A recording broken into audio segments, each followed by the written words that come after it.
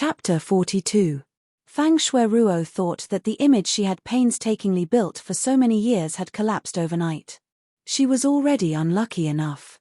She didn't expect to be even more unlucky. Her manager called again. They were originally negotiating for a brand endorsement, but just as they were about to sign the contract, the brand company backed out and said that Fang Shueruo's image didn't fit their brand's requirements. They even pointed out what had happened on the internet.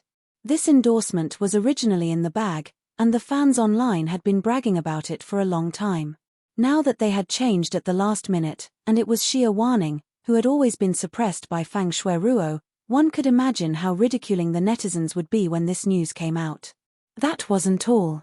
Several brands that Fang Shueruo had already endorsed came to her and said that Fang Shueruo's negative image had affected their brand, and she had to compensate them according to the contract. Fang Shueruo's eyes turned cold when she heard this. What did the company say? The company will definitely do their best to protect you.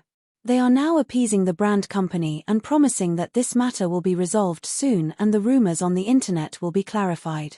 The Chang family was a major shareholder of the company, and Fang Shueruo was the fiancé of the Chang family's young master, so they could only try their best to protect her. However, the company couldn't think of a way to suppress the rumors on the internet. Other than a few people who took advantage of the situation to fish in troubled waters, there were two groups of people who were secretly adding fuel to the fire. They knew one of the groups, and the other party didn't hide anything. It was Fu Yunruo's fan club. Even the Chang family had to respect some of these people. With so many people working together, even the Chang family and the Fu family couldn't afford to offend them, let alone the company. They could only negotiate with them and ask for peace. However, they didn't give them any face at all. They only wanted justice for Fu Yunruo. As for the other group, they still hadn't found out who they were, so they didn't know how to negotiate. From Fang Shueruo's words, it seemed like Sai Yu was behind it. The manager didn't believe it. Didn't Sai Yu say that she came from a well-off family? How could she be so capable? She was more inclined to believe that Apple Entertainment took the opportunity to do this. They were competitors because they had similar development models and had always been at odds with each other. It was normal for them to take this opportunity to step on them. The company had the same idea. But now that things were getting out of hand, their public relations couldn't handle it at all. Before Fang Shui could say anything, someone knocked on the door. She opened the door and saw the landlord. A trace of impatience flashed through her heart. She asked softly, "What can I do for you?" However, the owner of the house, who had always been kind and warm, had a ferocious look on his face at this moment. He said in a rough voice as if he was chasing a duck, "Go go go, my house doesn't welcome you." Fang Shui was stunned. What? However, the owner of the house disdained to talk to her. He roughly packed up her things and pushed her out of the house with her luggage. He spat and slammed the door. "You black-hearted bastard." Fang Shui stood in front of the closed door, his face livid. "Shui!" Fang Shui shuddered when she heard a shout behind her. She turned around, surprised and in disbelief. She couldn't help but run over and throw herself into the arms of the person who came in. "Brother Chang, Shui, you've been wronged." Chang Zhuyu's heart ached. He had done several checkups at the hospital in the city. His abdomen was really painful, but they couldn't find anything. He wanted to sue Sai Yu for injury, but he didn't have any evidence. However, he didn't expect Shui to be attacked so viciously on the internet. He was furious and asked his subordinate to speak up for Shui. He also reprimanded Fu Yun, this vicious woman. Then, he rushed over. Shui was so weak that she couldn't stand being attacked so viciously. Fang Shui buried her head in his arms and shook her head silently. Her eyes were cold. Lowly people. How dare they treat her like this? She had never been humiliated like this in her entire life. "Brother Chang, let's go, I'm not welcome here." Fang Shui looked up. Her eyes were filled with tears, but she looked weak and determined. "What? How dare they treat you like this?" Chang Zhuyu was furious. He went forward and was about to kick the door open. "Brother Chang, I don't want to stay here anymore." Fang Shui pulled on Chang Zhuyu. Her face was extremely pale. Chang Zhuyu turned around and hugged her. Okay, I'll take you away, okay. Fu Yun was shocked by Wen Wen's abnormal state yesterday. She focused all her attention on Wen Wen. It wasn't until Tian Tian called that she realized the situation online had changed.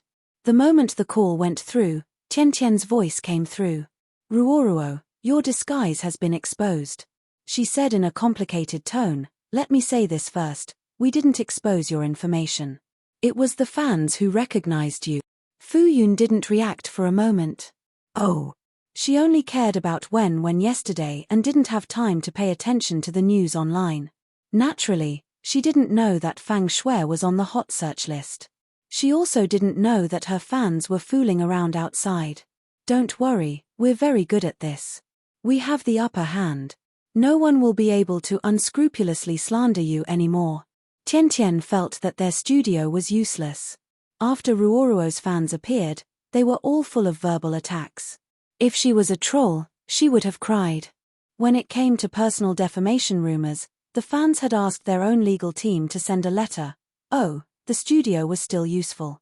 The fans contacted the studio and asked for a letter from the authorized lawyer. Fu Yun listened to Tian Tian's explanation and was a little distressed that she had been caught off guard. She didn't want to disguise herself to go shopping one day. However, since her fans recognized her, she couldn't lie to them and say that it wasn't her. Moreover, she knew that her fans were very good. Since they had already confirmed it, it meant that they had evidence in their hands. Fu Yun asked Tian Tian to keep an eye on the situation online. Wen Wen definitely couldn't appear on the internet, especially at this time of chaos. Tian Tian told Fu Yun not to worry. The fans knew their limits.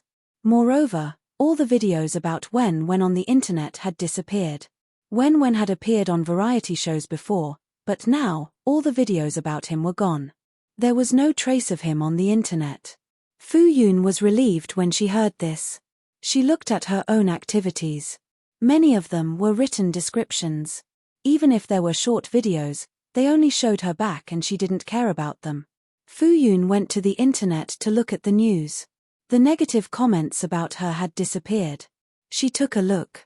Many of the netizens' comments under the trending searches had familiar IDs. It was obvious that they were from her fan group. Fu Yun took a look and was amused by their comments. She thought that although there were many weirdos in this world, there were even more people with good values. Compared to the fans who scolded people with sharp words without using vulgarities, she was still far from them. She took a look. The fans were still very rational. Although Fang Shui was on the trending searches, she also read their comments. There were no rumors or slander at all. Everything they said was the truth. Compared to the so-called facts that Fang Shui had distorted in the past, what the fans pointed out was the truth of the matter. Now, on the internet, it was equivalent to publicly executing Fang Shui.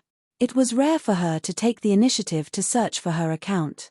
Only then did she see the sentence that made her feel extremely disgusted. This hypocrisy was almost overflowing from the screen. However, the comments below were not from her fans. Instead, it was a bunch of mocking comments. Fu Yun saw that the fans knew their limits, so she didn't care too much. Perhaps it was because her fans were generally older and had already formed their values. Most of their interactions with her were from an equal point of view. They treated her like a friend and treated her like a junior. Fu Yun always felt that her fans were more fans of the 11 pots of orchids she raised and Wen Wen. The way they spoke to those flowers and Wen Wen was more like a fan. Those flowers and Wen Wen's popularity in the live broadcast was not low. She deeply suspected that they were not only raising flowers but also her son. Moreover, they all knew that she was a low-key person. They rarely mentioned her name in public and deliberately downplayed her existence. Fu Yun thought to herself that they really understood her. They knew that she didn't like to be mentioned together with Fang Shui, so they didn't bring her into the discussion. Logically speaking, the matter of her exposing her identity would cause a lot of attention in the live broadcast circle. However, she looked around the forums and saw that there weren't many discussions about her. It seemed that the fans were very self-aware and helped to suppress the popularity. However, some of her colleagues and friends on the platform sent messages one after another. Firstly, They were teasing her. Secondly, they were concerned and showed their support for her. What made Fu Yun the happiest was that when Wen was not brought out. Fu Yun also joined a fan group. It could be said that this group had been around not long after she started live streaming. They had already discovered that the Wen in the variety show was their Zai Shui. The messages on the screen kept refreshing. Basically, they were all shouting that they wanted to steal Zai Shui. There were also a lot of crying and shouting that they didn't see the video. They didn't see Zai Shui's cute, smart, and cute little face. They could only look at the proud descriptions of other fans who had seen it. Fu Yun had a puzzled look on her face. Why did it seem like they weren't the ones who contacted to take down the video? However, she couldn't figure out who was so capable. She could only suppress her doubts in her heart. Not long after, Tian Tian sent a message with a bold exclamation mark. Fuck. That scumbag actually dared to publicly support that bitch on Weibo. He actually dared to say that about you. He's simply shameless. Tian Tian seemed to be very irritable. After a while, she disappeared. It seemed like she had personally gone to tear that scumbag apart. Fu Yun went to take a look. She found that not only did the Chang family publicly express their support for Fang Shui, but also the artists under Orange Entertainment. They hinted that the rumors on the internet were all rumors and hoped that someone would stop before going too far. In addition to Fang Shui, Orange Entertainment had several A-list celebrities and some so-called famous directors and brands. After they publicly supported Fang Shui, the originally one-sided public opinion turned into a tug-of-war. The flames of war instantly spread everywhere. The entire internet was in a state of frenzy. No one in the fan group said anything. They must have seen the comments on the internet. They rolled up their sleeves and rushed to the battlefield again. Fu Yun was very touched to be silently cared for and protected by so many people. She posted on Weibo and the forum at the same time. Everything I had in the past has been taken away by you. I'll protect what I have now. Then, she replied to Chang Zhuyo's Weibo. Don't misunderstand. I chased after you in the past because you were my fiancé. I didn't want what belonged to me to be taken away. As for now, I don't want it anymore. Since I've already thrown it into the trash can has to be properly packed. Don't let the trash fly out and pollute the environment. Fu Yun thought that since her fans were so stubborn, she couldn't embarrass herself. She wasn't the original owner of the body who had nothing. Her friends, family, and all the people who supported and loved her were her source of confidence. Less than a minute after she posted, Sai Yu reposted her post. Everyone has a responsibility to protect the environment. Then, she liked another post on Weibo. Like a signal, her Weibo was quickly reposted and liked by many famous people in various circles. They also encouraged her. God is fair. He gave you the hardships of the first half of your life, but he will also give you the happiness and sweetness of the future. Good luck, little girl. The Orchid Association and the Queen of the Music Liu Ji, who she had worked with before, also reposted her post. They said that only a person with a pure heart could cultivate the most spiritual flowers. Even the famous streamers in the live streaming circle reposted and liked her post. There were even some who she had only heard of and had never interacted with before. Even the official account of Panda live streaming platform and Apple Entertainment's official account reposted her post. Other than that, there were also many rich second-generation heirs who were active on the public platform. There were even some people in the circle who directly apologized to her on the platform, saying that they hated her because of a misunderstanding. They even said a lot of overboard things and hoped that she wouldn't mind. Fu Yun was stunned. Was she that impressive? She touched her little heart that was overly frightened. Wen kept sticking to Fu Yun's side and looking at her eagerly. Seeing that she was busy, he was anxious and wanted to look at her, but he also knew that he couldn't disturb his mother. He thought to himself that if he had the chance, he must secretly take a look at his phone. He really wanted to know the news on the internet. Fu Yun noticed that Wen, who was beside her, was wholeheartedly sticking to her side. She couldn't help but say gently, Wen, the children have already asked you to play with them. Aren't you going to play with your friends? Since the morning, the children had already called twice, but Wen refused to go out. Fu Yun realized that Wen seemed to have returned to the clingy state when she was young. She was like a little tail, following her wherever she went. In the past, when the child didn't stick to her, she felt disappointed. But now that she stuck to her, she felt her heart ache. Even if Wen was smarter and braver than the average child, she was still a child after all. She would definitely be frightened when she saw the repulsive adults. Look at how scared she was. Fu Yun's heart ached. She hugged Wen and rubbed her, comforting her again and again. Wen shook her head and said seriously, "I want to accompany my mother." He had to keep a close eye on his mother. If that woman Fang Shui was still here, what if she had any bad ideas and he didn't protect his mother well? He had seen too many dark sides. Sometimes, some people were really scary. Just a word, a look, or a seemingly careless action could destroy a person. Wen didn't have a cell phone, so he didn't know the situation online. But even Grandpa Mai, Grandma Mai, and the other elders in the village knew about it. This meant that the situation online was very serious. If Fang Shui was a movie queen, she would definitely have a lot of diehard fans. Some diehard fans were really irrational. As long as their idol showed an expression of being bullied or wronged, some extreme diehard fans would do cruel things for their idol, such as disfiguring her or even murdering her. He met a lot of such people in the future.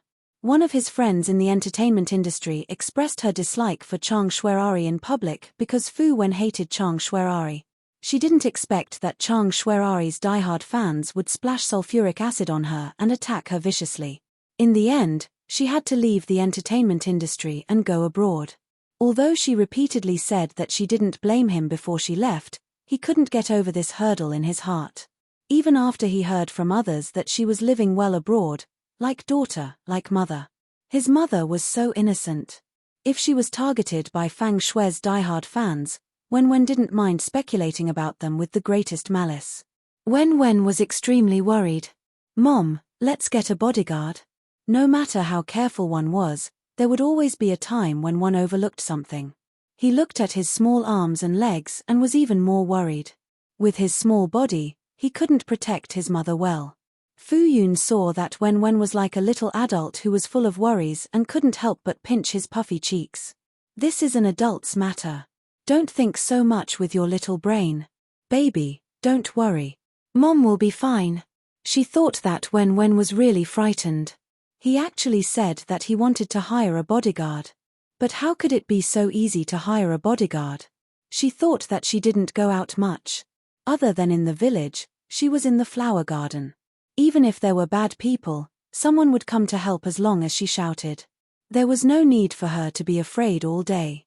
However, Fu Yun felt that she needed to think about hiring a bodyguard. She was worried that Fang Shui would do something to her child. Fu Yun was worried when she thought about this. Baby, don't take or eat things from strangers. If you see someone you don't know talking to you, don't pay attention to them. Immediately run to a crowded place or run into the house to look for adults. Don't go to dangerous places, such as rooftops, highlands, or by the water. Do you understand? Sigh, she really shouldn't think too deeply. The moment she thought about it, she felt that there was danger everywhere. In the past, she could let her child run around without worry. The more Fu Yun thought about it, the more worried she became. She suddenly didn't want her child to go out and play anymore. Yes, it was good for him to stay by her side. Due to the influence of Fang Shui's scandal, the production team stopped filming. Sai Yu was free and had the time to pay attention to the happenings on the internet. At the same time, he saw the news on the internet and suddenly realized something. No wonder he always had a vague sense of familiarity with Fu Yun.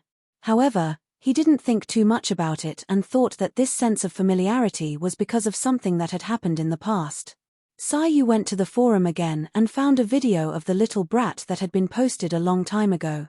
Although he didn't see the boy's face, the chubby and round little figure was so likable. Sai Yu couldn't help but watch it over and over again. Sai Yu regretted not being able to participate in Wen's growth from a baby to a child who could run and jump. If he had paid more attention back then, he might have realized that he had a son earlier. Wait, Sai Yu suddenly thought of a problem. Then, wasn't his 11 also in Fu Yun's hands? When he thought about how he had brushed shoulders with 11, he suddenly felt a little heartache. As Sai Yu scrolled, he suddenly saw Fu Yun's post on the platform. The first thing he did was to forward it and like it and comment on it. He didn't seem to care about how his actions caused an uproar among his fans. Sai Yu sat for a while and couldn't help but want to go over to the old house. When Shin Shu saw this, he also wanted to go over. I wonder how Sister Ruoruo is doing. Was she affected? Shin Shu felt that inviting Fang Shui to the show was the biggest mistake. Perhaps the show would be disbanded because of her. The impact this time was too bad. The world's tolerance for a mistress was no different from a celebrity taking drugs or having an affair. Once it was confirmed, the only path left was to be banned. However, if Fang Shui was the future daughter-in-law of the wealthy Chang family and was protected by the company, it was very likely that her reputation would be cleared in the end. Shin Shu was extremely worried about Fu Yun. Sai Yu saw that Shin Shu was sincerely worried about Fu Yun, so he didn't reject him and the two of them went to the old house together. At this moment, the courtyard door was tightly shut. Sai Yu knocked on the door and a voice came from inside. "Who is it?" "It's me," Sai Yu replied. Shin Shu hurriedly shouted from the side, "And me." Then the door opened. Fu Yun smiled and said, "Why are you guys here?" Then she turned sideways to let them in. "Uncle Yu." Wen was also in the courtyard. When she saw Sai Yu and Shin Shu walk in, she instantly threw away the stick in her hand and ran over happily. She hugged Sai Yu's leg and looked up at him happily. Sai Yu bent over and picked Wen up. He hugged her with one hand and walked into the house. Shin Shu said enviously, Wen, there's still me." Even if he wasn't as tall or handsome as Brother Yu, he was still standing there so obviously. How could they ignore him? Wen looked over and smiled cutely. She shouted loudly, "Uncle Shu." "Yes." Shin Shu instantly smiled. After Fu Yun closed the door, she saw that her son had instantly regained his vitality. She relaxed a little and couldn't help but smile. Then she went into the house and poured tea for Sai Yu and the rest. "Why are you guys free to come over? Weren't they usually filming during the day?" The show was paused," Shin Shu said nonchalantly. Fu Yun thought for a moment and realized that the incident on the internet must have affected the show. She immediately said apologetically, "I've implicated you guys." "How could we?" Shin Shu waved his hand. "You're also a victim. Sister Ruoruo, don't worry. We're on your side." With that said, Shin Shu touched the back of his head in embarrassment. "Sorry, I can't support you in public for the time being." He had no choice in the management company. Every word and action had to be approved by his manager before he could express his views. Fu Yun expressed her understanding. "It's okay. It's good that you can trust me." Of course, she knew that as a public figure, she had no choice. Then she looked at Sai Yu. "Mr. Yu, thank you for speaking up for me. Millimeter, you're welcome. It's what I should do." She actually wanted to ask if this would affect him, but seeing that he didn't seem to care, she felt that it would be pretentious of her to ask. Wen looked up at Sai Yu's chin and suddenly thought of Uncle Yu easily stepping on the big bad guy. Her black eyes turned. "Uncle Yu, can you be Mommy's bodyguard for the next few days?" Fu Yun immediately looked over and said disapprovingly, When? Mr. Yu was a big movie star. How could he be a bodyguard? He couldn't be so insensible just because Mr. Yu liked him. Wen pulled a long face and said sternly, "This is a conversation between us men. Mommy, don't interrupt." Fu Yun was speechless. Sai Yu said with a smile, "Millimeter, this is a conversation between us men." Shin Shu held his stomach and laughed. This child's words were too funny. Wen immediately looked over and looked at Shin Shu unhappily. What was so funny? He was very serious and serious. Cough, cough, cough. Shin Shu choked on his own laughter and quickly turned around. He didn't laugh out loud, but his shoulders moved up and down. It was obvious that he was secretly laughing. Fu Yun was speechless. How could Mr. Yu indulge Wen so much? Sai Yu asked Wen seriously, "Then how do you want to hire me?" Wen was about to speak when she noticed that she was sitting in Sai Yu's arms. This would ruin his manly image and not be beneficial to the negotiation, so she asked him to put her on the table first. Wen stepped on the table. Her small body was not as tall as Sayu, so Sayu sat on the stool. The two of them were barely at the same height. Wen pulled a long face and said seriously, "We will hire you, for 5 days." He calculated. 5 days was enough to find a suitable bodyguard. After we find a bodyguard, the deal will be over. Sayu pondered for a moment. Then what can you give me in return? Wen looked at Fu Yun and calculated the assets in her hands.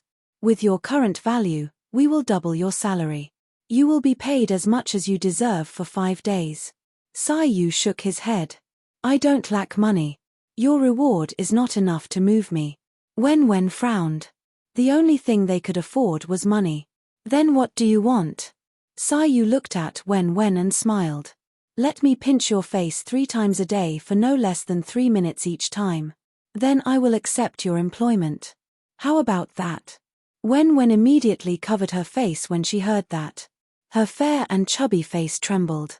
It was so cute that it made one's heart tremble. He widened his eyes. He knew that Sayu had always been craving for his face. How about it? Sayu threw out his conditions and waited for Wen to make a decision. 3 minutes is too long. Wen hesitated. Sayu wagged his index finger. I don't accept any bargaining. Wen. Then, okay, I agree. Wen thought deeply. He had sacrificed a lot for his mother. Sayu smiled. Deal. I want to go down. Wen looked at the ground and said. Sayu carried Wen and put her down on the ground. Wen immediately ran into the room to get a pen and paper. I want to sign the contract. In order to prevent Uncle Yu from going back on his word, they had to sign the contract. Wen was very smart. Shinshu heard and quickly ran into the room. I will help you write the contract. Only Fu Yun and Sayu were left in the living room. Fu Yun said awkwardly, don't take Wen's words to heart. She is a child and doesn't know any better. Fu Yun really didn't know what Wen was thinking. She actually thought of hiring Sayu as a bodyguard. Sayu took it seriously. I have already promised Wen. Of course, I can't go back on my word. Fu Yun. She suddenly felt that Wen's current state had something to do with Sayu. She laughed dryly. Wen is still young, Sayu said, even if she is, since I have already promised her, I can't go back on my word.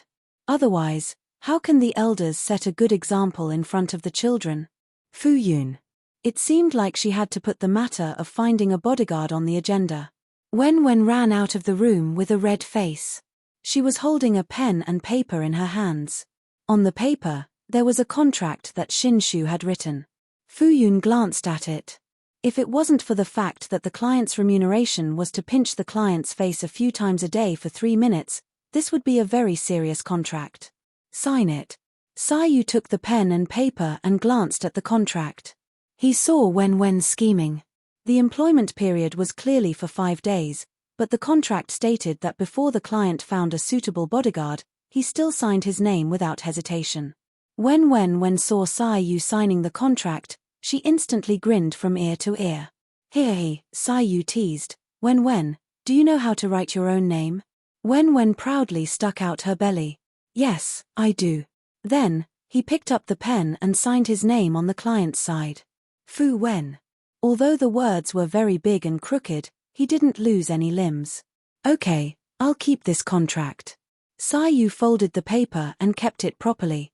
Wen felt a little guilty when she thought about her own scheming on the contract, so she agreed. Fu Yun was speechless. Mr. Yu knew how to play with her again.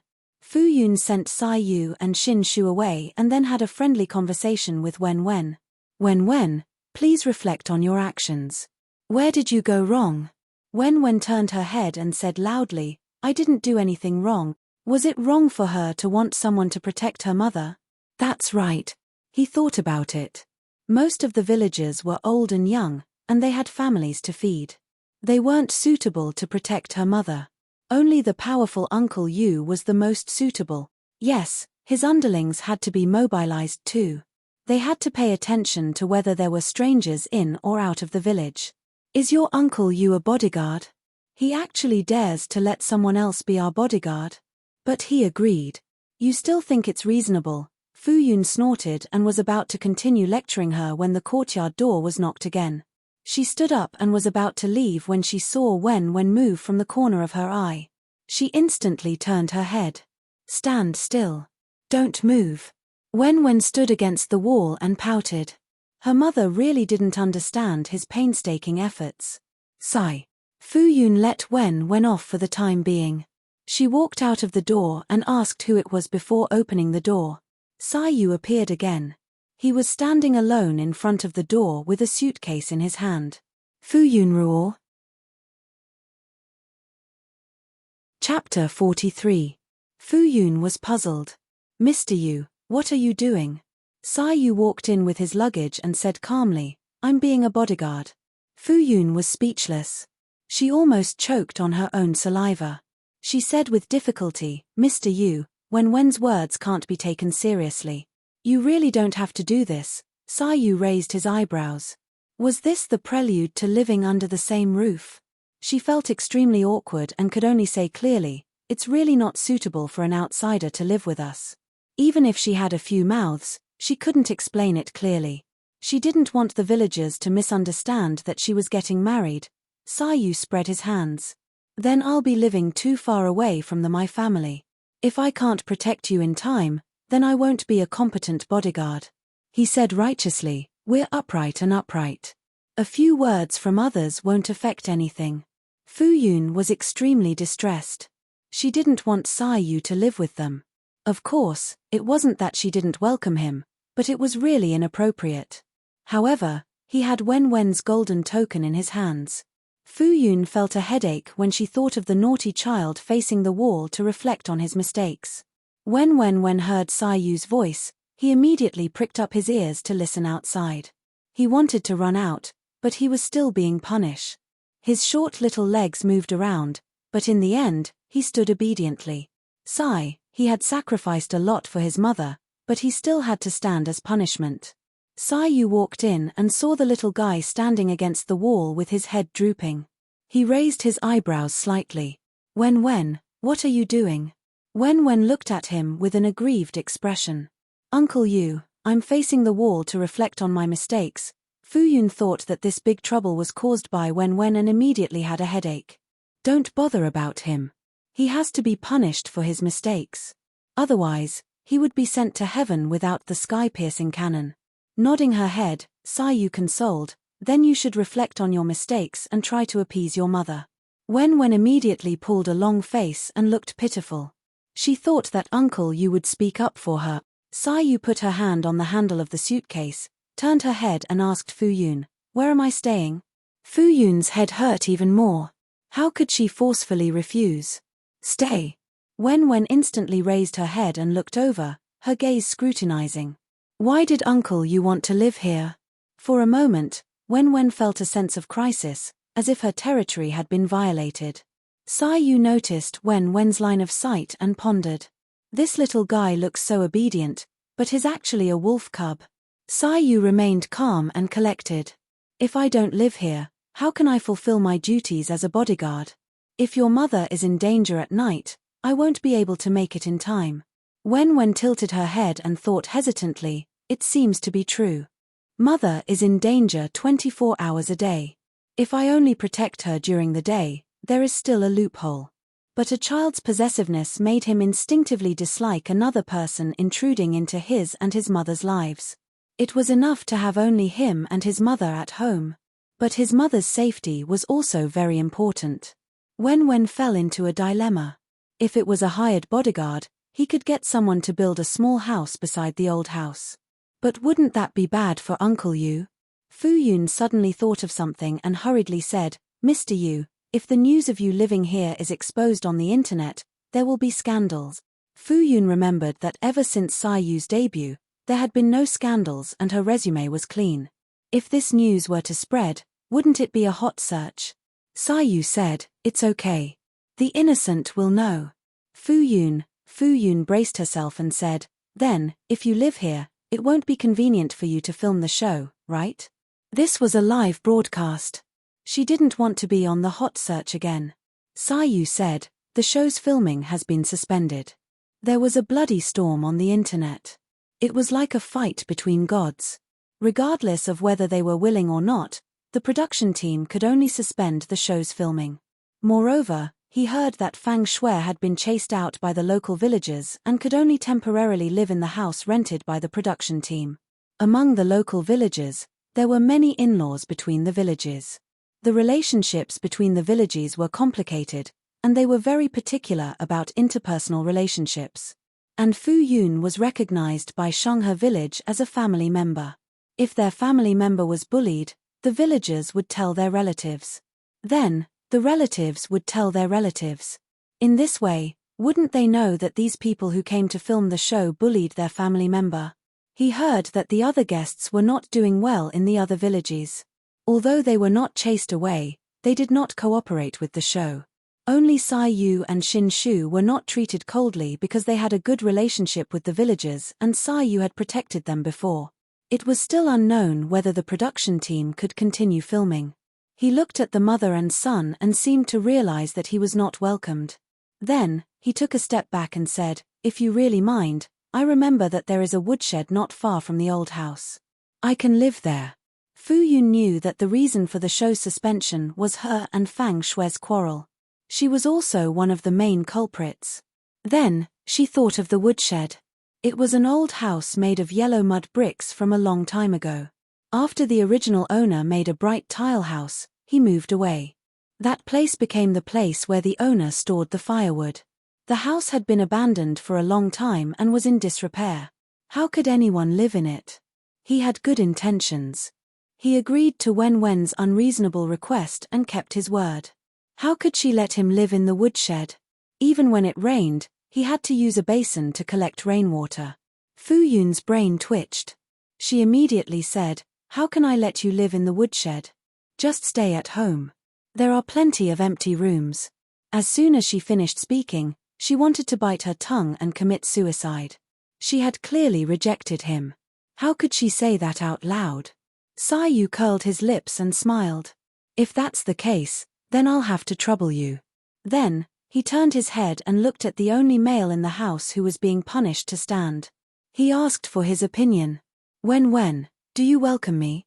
Wen hesitated. He thought that it was not good to let his idol sleep in the woodshed. In the end, he nodded. Sai Yu said seriously, then I'll have to trouble you. Being treated as an equal made Wen feel like an adult. He subconsciously stuck out his little belly and nodded seriously. I'll leave the house to you. Okay. Sai Yu promised seriously. Don't worry. I'm here for everything. Fu Yun was speechless. She was defeated. She compromised and led him to the house. There's a guest room here, but we have to tidy it up before you can move in. I'm sorry. It's okay. The layout of the old house was quite big and there were many rooms. Fu Yun specially chose the room furthest away from their room. Although it was usually cleaned, it still had to be tidied up if they wanted to move in. Sai Yu followed Fu Yun into the room. Wen stood on her tiptoes and looked at their backs as they left. In the end, she could not hold back and quietly chased after Sai Yu. Fu Yun opened the door and a stuffy wave of air rushed over. She said embarrassedly, there's no air conditioner in this room, so we can only have an electric fan at night. But don't worry, the temperature is not so high at night. The room was stuffy now mainly because the temperature outside was high during the day.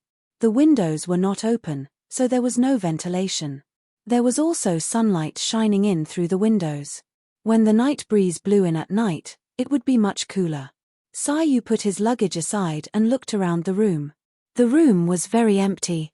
Other than the bed frame, a cabinet, and a table, there was nothing else. Fu Yun opened the cabinet and wanted to take out the mattress and quilt inside to dry. It was still morning. She could use the quilt after drying it in the water until evening. She was about to do it, but Sai Yu reached out and took the quilt in his hand first. Fu Yun turned around. Sai Yu said casually, tell me, I'll do it. Me too. Wen raised his chubby hand and said loudly, he could help too. Fu Yun lowered her head and saw the eager chubby boy. She said with a straight face, "What does it have to do with you? Continue to face the wall and reflect on your past." Wen's face fell. He still had to face the wall. He could not help but look at Sai Yu and send a pleading look. Sai Yu replied with a helpless look. Wen turned around dejectedly and walked away step by step. Women were unreasonable. He clearly did not do anything wrong, but he still had to face the wall and reflect on his past. Sai Yu took the initiative to take over the work and took the quilt out to dry. He carried a bucket and a cloth and wiped the bed frame and table in the room. Fu Yun was not idle either. She washed the bed sheets and quilt and hung them up to dry. Wen thought about it again and again. He finally finished facing the wall and followed Sai Yu around like a little tail. Sai Yu wiped the top of the cabinet and he used a small cloth to wipe the bottom. He was very active in his work. Because Sai Yu was around, Fu Yun had already opened the door to the courtyard. She had to admit that with an adult in the house, the sense of security was different. At least in the daytime, she would not think of closing the door. After Fu Yun finished washing the quilt and drying it, she saw that it was almost noon and went to the kitchen to cook. When smelled the aroma of the food, he immediately abandoned Sai Yu heartlessly and ran to the kitchen. He ran around Fu Yun. Sai Yu, who was suddenly all alone, scoffed. In this little rascal's heart, was food more important than him? After Sai Yu wiped the room clean, he carried the bucket and poured the dirty water into the ditch in the courtyard. He then went to the sink to rinse the bucket and wash the cloth. There was a knock on the door. He turned around and saw Yuan Shin's round body standing at the door. Yuan Shin looked at Sai Yu's manly appearance and clicked his tongue in wonder. He walked in and gave him a thumbs up. "Impressive. You've reached a higher level so quickly." When Yuan Shin went to the My family to look for Sai Yu, he was told by Shin Shu that he had gone to the Fu family to be a bodyguard. He was very envious. He also wanted to be a bodyguard for the young lady and the cute children, but he was too embarrassed to say it. Although he had not been professionally trained, he would not back down if he encountered danger. When Yuan Shin heard this, he immediately thought, "Is this dog finally making a move?" Yuan Shin immediately went to the old house. He did not expect to see Sai Yu pouring dirty water to wash a dirty handkerchief. "Is this still the same clean freak Sai Yu?" Sai Yu glanced at him indifferently. "What's the matter? Hurry up and leave if you're done talking. I won't stay for dinner." Yuan Shin scoffed. "Dog, I'm not a legitimate member of this family. Do I have the right to make decisions?" Yuan Shin looked around the courtyard. Although the owner of the house had not come out, this was not the place to talk. Sai Yu washed the handkerchief and hung it on a bamboo fork to dry. He then washed his hands and walked out of the courtyard. Yuan Shin followed him out. The two of them stood under a tree by the fork in the road. Yuan Shin did not get straight to the point. Instead, he sized up Sai Yu. "What are you planning? Does he only want the child, or does he want both the child and the adult?" Yuan Shin had been with Sai Yu for so many years, but sometimes he still could not figure out what this man was thinking. Initially, he thought that Sai Yu only wanted the child. Later on, he treated Fu Yun differently because she was the child's mother. Now, he was not so sure.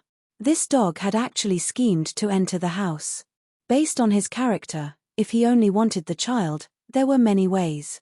He had actually chosen the easiest way to get involved. Could it be that this damn man had developed feelings for her because he had been protecting her for so long? Sai Yu cast a sidelong glance at him and sneered, "What can I be planning? Take care of your own messy business first." Yuan Shin was an average-looking man with a plump figure. He was also very capable, but his private life was a little messy and could not settle down. He was already so old and still had no wife or children. He should take care of himself first. There was so much gossip. Yuan Shin chuckled.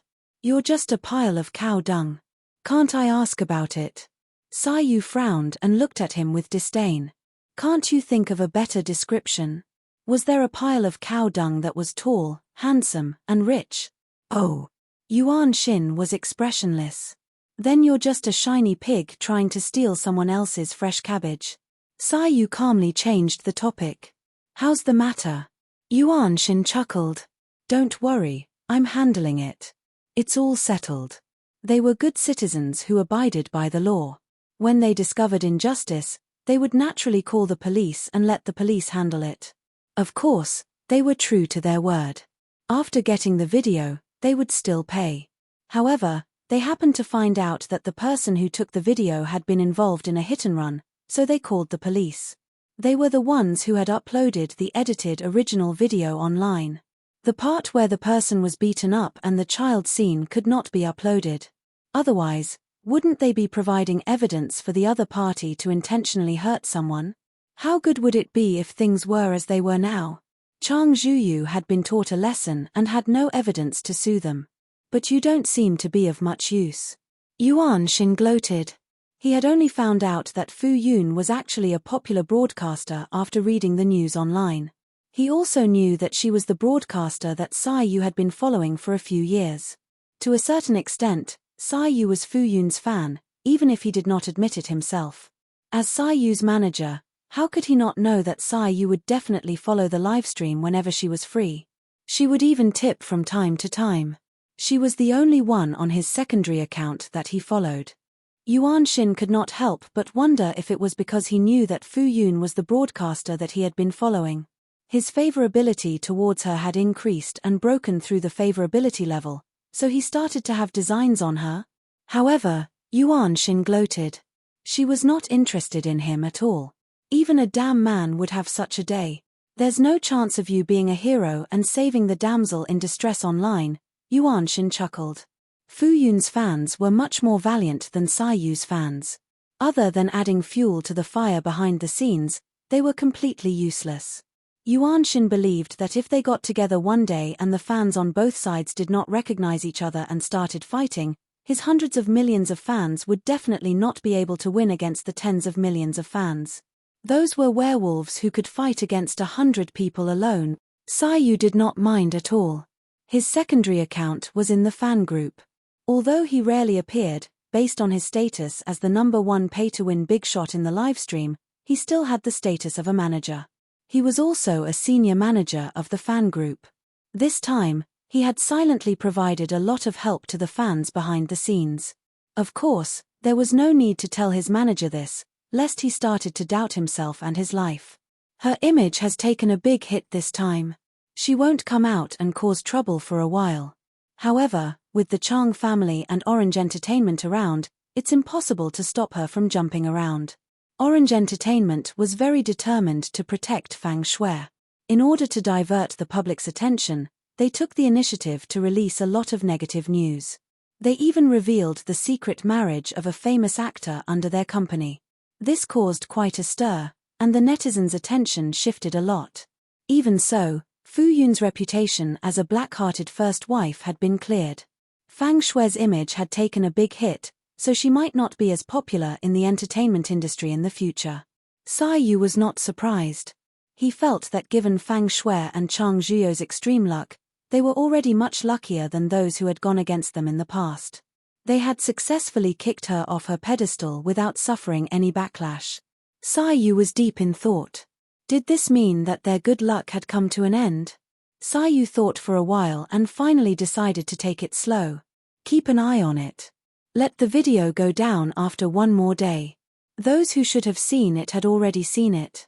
If the video stayed up for too long, it would trigger the netizens' rebellious mentality. They had to stop before they went too far. Moreover, the popularity online was only one of the consequences. The more fatal consequences were in other places. They would be in a mess for a while. Okay, Yuan Shin responded. Is there anything else? Sai Yu began to chase him away. If there's nothing else, hurry up and do your work. Yuan Shin refused to leave. I haven't said goodbye to Yun Ruo and Wen yet. Without waiting for Sai Yu to speak, he quickly ran into the courtyard. Wen was sitting on a stool by the door, holding her chubby cheeks and sighing like a little adult. Was he still his mother's favorite baby? He wanted to help his mother taste meaty, but she didn't let him try. Wen decided to be angry for 10 minutes. Maybe 5 minutes. The kind that couldn't be coaxed. Yuan Shin nimbly scurried into the courtyard and saw the little dumpling. He immediately beamed. Wen, do you still remember Uncle Yuan? Wen looked up and immediately said happily, Uncle Yuan, yes.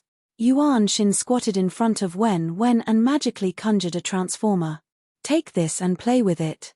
Wen looked at it curiously. Wen, don't you like this gift?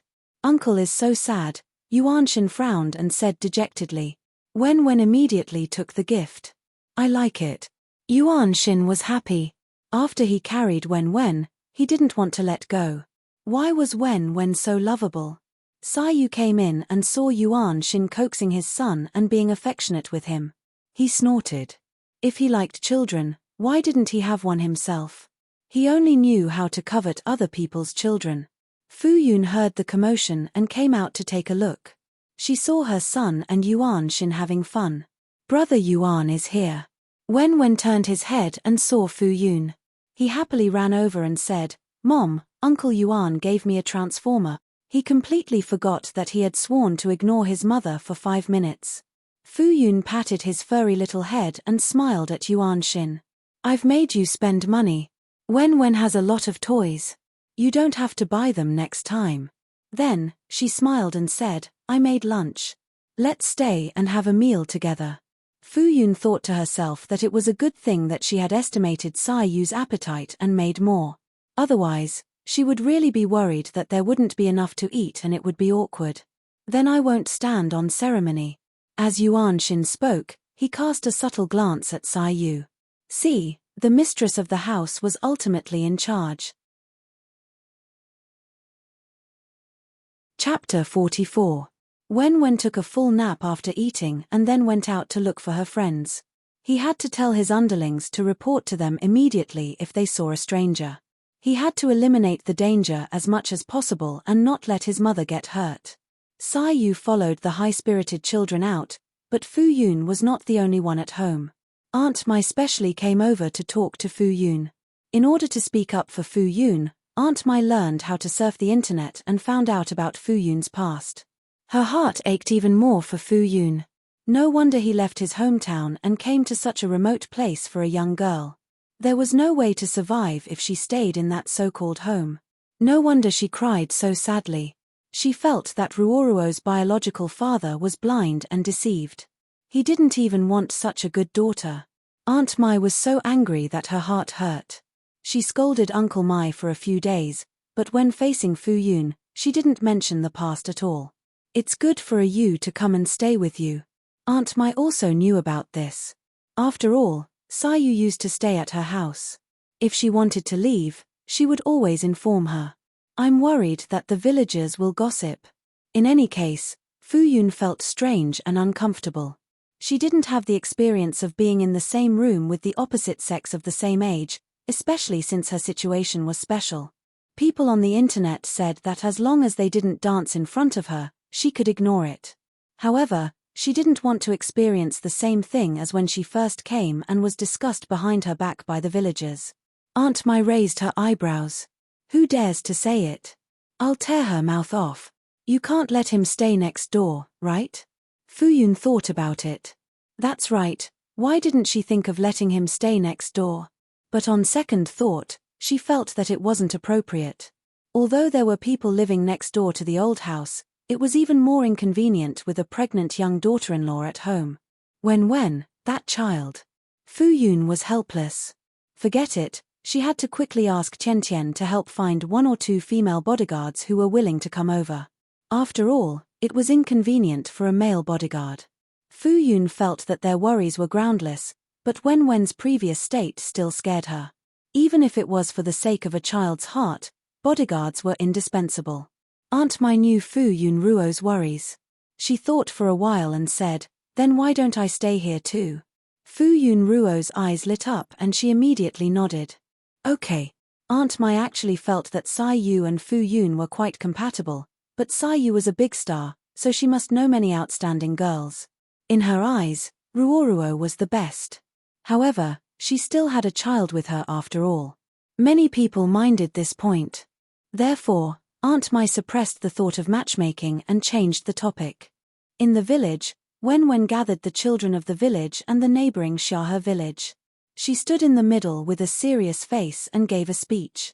The group of children, of different heights, all looked at Wen Wen with their clear eyes. Wen Wen's chubby little face was stiff, and she said in a serious voice, "Did you hear me clearly?" "Yes." The children answered in unison. "Repeat it again."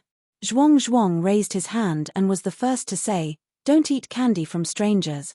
Dian Dian said loudly, "Don't talk to strangers. If you see a stranger entering the village, report it to your parent. If you see danger, run quickly." Wen Wen heard that they had all memorized the main points and nodded in satisfaction. Dashan said, "Wen Wen, don't worry. We will definitely protect you and Sister Ruoruo." Dashan patted his thick chest and then said to Wen Wen, "Wen Wen, my aunt chased that bad woman out." He saw it with his own eyes. Wen Wen was surprised. He did not expect this. That woman was actually chased out of the village. Wen Wen felt a little happy. That woman had probably never been treated like this before. After feeling happy, Wen Wen became worried. That woman was so narrow-minded. What if she held a grudge? No matter how united the village was, they might not be able to fight against her. Moreover, they came here to film the show. They had originally signed a contract to donate to them, right? Could they still get the charity money in this situation? The children did not know Wen Wen's conflicted thoughts. They surrounded Wen Wen and asked, "Wen Wen, let's go play?" "You can play whatever you want." Without Wen Wen, they could not play anything. The children looked at him eagerly. Wen Wen hesitated for a moment and finally said reservedly, "All right then, let's play for a while." Sai Yu kept looking at Wen Wen. Seeing that his son was so popular, he was very proud. As expected of his son, he did well everywhere. Wen Wen, who said that he was only going to play for a while, unknowingly played until evening. When Fu Yun came looking for him, the group of children dispersed and went home. Fu Yun and Aunt Mai chatted for the entire afternoon and tidied up the other empty room. Aunt Mai only went back after 5 o'clock. Aunt Mai only came over to stay at night. During the day, she still had to go home to cook for the old man. She would come over then. Fu Yunruo brought the warm bedsheets into the room and helped to make the bed. She even placed the mat on top of the bed. She looked at the sky outside. The sun was about to set. After the little guy went out, he had not returned. It was as if he had left. She could only go out to look for him. On the way, she met the villagers and chatted for a while. After asking where the children were playing, she went to look for them. Fu Yun went to the destination and did not see the children. Instead, she saw Sai Yu sitting under the shade of a tree. Fu Yun was puzzled. Was a celebrity so free? Didn't she have to rush for work? Didn't she have to film television, movies, and advertisements? He could even take care of the children for the whole day? Sai Yu saw Fu Yun and stood up. He said very naturally, "Are you here to take the children home?" Fu Yun nodded. She hesitated for a moment and could not help but ask again, "Mr. Yu, will it really not disturb your work?" Sai Yu said casually, "No." Seeing that Fu Yun was still very worried about his work, Sai Yu said, "Now is the time for me to rest. My original intention of taking on this variety show was to relax." However, he did not expect that there would be so many accidents. Although he was unhappy that someone he did not like was jumping around in front of him, he was pleasantly surprised. "Mom." Wen Wen inadvertently saw Fu Yun and immediately ran over happily. His exquisite and cute cheeks were covered in a thin layer of sweat and his cheeks were flushed red. "Mom." Wen Wen rushed over and hugged Fu Yun's thigh. He smiled and showed his little baby teeth. "Let's go home." Fu Yun smiled and held Wen Wen's warm little chubby hand. Sai Yu walked over and naturally held Wen Wen's other hand. "Ian, it's time to go home." Wen Wen walked in between the two adults. Both of his hands were held. He turned his head to look at Fu Yun and then turned to look at Sai Yu. He suddenly felt very happy. Fu Yun was originally looking at the road, but suddenly her hand dropped. She subconsciously tightened her grip and lifted it slightly. Fu Yun turned his head and looked down. Wen Wen's two short legs were hanging in the air. His whole body swayed like a swing. He was smiling so widely that his teeth could not be seen. Ka, Yu saw Wen playing so happily. He raised his eyebrows and then shook his hand. Wen was swayed like a swing. He smiled even more happily. Fu Yun saw this and quickly stopped him. You can't shake like this.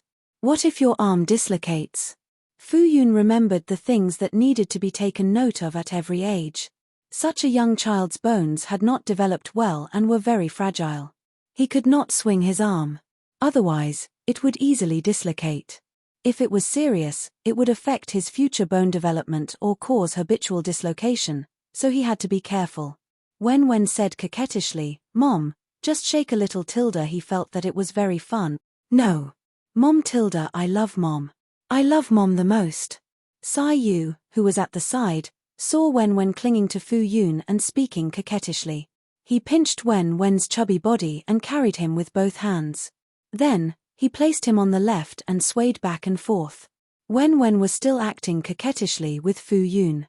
Suddenly, he was suspended in the air. In an instant, his little arms and legs were facing down. His head was also facing down. Then, he was swayed around as if he had hit a big bell. Yu swayed for a while. Then, he looked at Wen with a smile on his face. "Do you love Uncle Yu the most?" Wen looked at Yu expressionlessly. "No, thank you." Fu Yun burst out laughing. Then, she held back her laughter and said, "All right, he's already swaying. Let's go home." Yu looked at Wen, who suddenly had a little mood. He was confused. Didn't he want to be swayed? Why was he unhappy again? When the three of them reached home, Wen immediately wanted to get off the ground. His little body twisted. When he landed, he immediately ran into the house. Yu was confused for a long time. He turned to Fu Yun and asked, "What's wrong with Wen?" Fu Yun's lips were still smiling. When she heard this, she only said, "It's nothing. Children will be fine after being awkward for a while." Yu. So, what was the little guy being awkward about? Fu Yun thought for a moment. "Why don't you help Wen bathe?" Yu had helped Wen bathe before. He thought that it would be no problem to help again. Yu agreed as expected. Then, he went to the bathroom to turn on the hot water. Fu Yun tidied up the little guy's clothes and brought them over. When she looked up, the two of them who were at loggerheads had made up again. Otherwise, why would a child's face change so easily in June? Wen, who was still at loggerheads, instantly circled around Yu. He wanted to take a bath. He wanted to swim. However, because the little kid had played crazily, he had to rest for a while before bathing. At the same time, he also had to dry the hot water. Fu Yun ignored the two of them and prepared dinner in the kitchen. Wen's laughter constantly came from the bathroom. The whole house seemed to be bustling with noise and excitement. At night, they had a peaceful and lively dinner. Yu and Wen played in the courtyard. Fu Yun rested for a while and went to take a bath. After she came out, she washed her and Wen's clothes and hung them under the roof to dry. Yu hugged Wen and threw him up. Wen's laughter almost broke through the sky. Fu Yun saw that Wen was thrown so high, and she was worried for a moment. However, she saw that Yu could catch him steadily every time. He looked like he was handling a butcher's cleaver. At the same time, she was relieved and impressed. Sure enough, there was a huge difference in physical strength between men and women. Although Wen was half a head shorter than his peers, his body was full of meat. Her hands were sore after carrying him for 10 minutes, let alone tossing him around like this. Fu Yun noticed that they had been playing for at least 10 minutes. She couldn't help but say, "All right, Wen, stop pestering your Uncle Yu." Wen wanted to continue, but he knew his weight. They had played for a long time and couldn't tire Uncle Yu out. Hence, he said to Yu, "Uncle Yu, put me down." Yu placed Wen on the ground. Wen immediately ran over to Fu Yun's side and coaxed her. Fu Yun coaxed him for a while, then said to Yu, "Mr. Yu, you can go and take a shower." Yu nodded and entered the house. Fu Yun sat on the chair. Wen also climbed up and squeezed into Fu Yun's arms. After he sat down, the phone was above his head. Hence, he said to Fu Yun in a childish voice, "Mommy, I want to see it too. Fu Yun pinched his face. Little clever boy. In the end, she still showed him the screen. Fu Yun just started to video chat with Tian Tian. When Tian Tian saw Wen Wen's face on the screen, she instantly greeted him excitedly and her voice became gentler. Wen Wen, have you eaten? What did you eat? What did you play today? Auntie Tian Tian tilde Wen Wen shouted at the screen and then answered her childish question. The two of them chatted for a while through the screen. Only then did Fu Yun have the right to video chat with her. Tian Tian was reluctant to leave, but she still got to the point. She told Fu Yun the latest news on the internet in detail. The internet was almost evenly matched. Although that incident was still popular, because of the impact of other breaking news, the popularity dropped a lot. Because of Orange Entertainment's crazy actions, everyone in the entertainment industry was in danger. Except for a small number of people, which well-known big shot in the entertainment industry did not have a private matter? Orange Entertainment was exposed one after another. It was hard to guarantee that the next one would not be themselves, so everyone hoped that this matter would pass quickly. Fu Yun had already vented her anger, so this matter was over for the time being. However, Tian Tian was still indignant. She felt that Fu Yun had been wronged. Fu Yun changed the topic and talked about finding a female bodyguard. Tian Tian had never come into contact with this level, so she did not know much. She did not know who was trustworthy. However, Panda livestreaming platform had a security company working with, so Tian Tian said that she would contact the platform to ask. After Fu Yun agreed, they chatted for a while before hanging up. Then, she logged into the platform of the livestreaming account and looked at the private messages and comments. The private messages lagged for a while before the number of unread private messages was calculated. It had already exceeded 9,999 plus. She could not read all of them at all, so she randomly picked a few to reply to and then read all of them. She had not livestreamed for a few days. Fu Yun thought for a while and posted a status update, telling her the time of tomorrow's livestream. Fu Yun heard the commotion and looked up. She saw a shirtless man with wet hair wearing only a pair of loose pants walking out. He was still holding wet clothes in his hand and asked Fu Yun, where to dry the clothes. Fu Yun's face turned red. She pointed casually. You can dry the clothes over there. Sai Yu responded and turned to walk over. Seeing that there was an empty clothes rack, he took it over to dry the clothes. Fu Yun realized something that made her even more embarrassed. Her undergarments were still drying there. She did not think too much about it just now and only noticed it now. She should have taken it back to her room to dry it. It was too embarrassing. Wen Wen's attention was all on Sai Yu. He was extremely envious. Her figure was even better than his future. Would he be able to have such a good figure in this lifetime? Wen Wen's eyes turned red. After his jealousy subsided, he thought about it again. In 20 years, he would be in his prime. And when he was in his 40s or 50s, he would probably have put on weight. Wen Wen was happy. In this way, Uncle Yu could not compare to his future at all. He was no longer jealous in an instant. Fu Yun saw that Sai Yu had no intention of putting on her clothes, so she could not help but say, You put on your clothes. She almost could not help but cover her face. She could not help but look over. One had to know that it was not only women who were beautiful, but men were also beautiful. Sai Yu looked down at himself, then looked at her fair and exquisite face that was flushed red. It's hot. He had taken a cold shower, but perhaps because he had just exercised a lot, his body was still hot. Although he said that, Sai Yu still put on his clothes. Fu Yun felt more at ease. Sai Yu brought out a chair and sat in the courtyard to enjoy the breeze. He held his phone and looked at the screen. Wen Wen was very curious.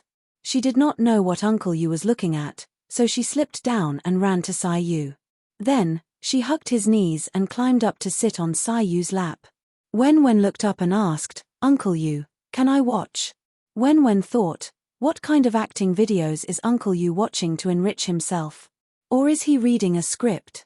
Sai Yu looked down at his sparkling eyes. He pressed a few buttons on the screen and showed it to him. It was playing a cartoon that children loved to watch. Wen Wen said, Uncle Yu, you're so childish. I don't even want to watch this cartoon. Why don't you watch it?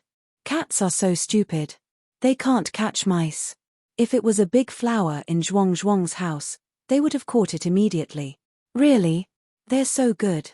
Yeah, look. They already caught it, but they let it go. They're so stupid. Wen looked at the video and complained to Sai Yu while watching it with great interest. Not long after, a voice came from outside the courtyard. Ruoruo? Aunt Mai, we're here. Fu Yun answered and quickly got up to open the door. Aunt Mai walked in with a smile.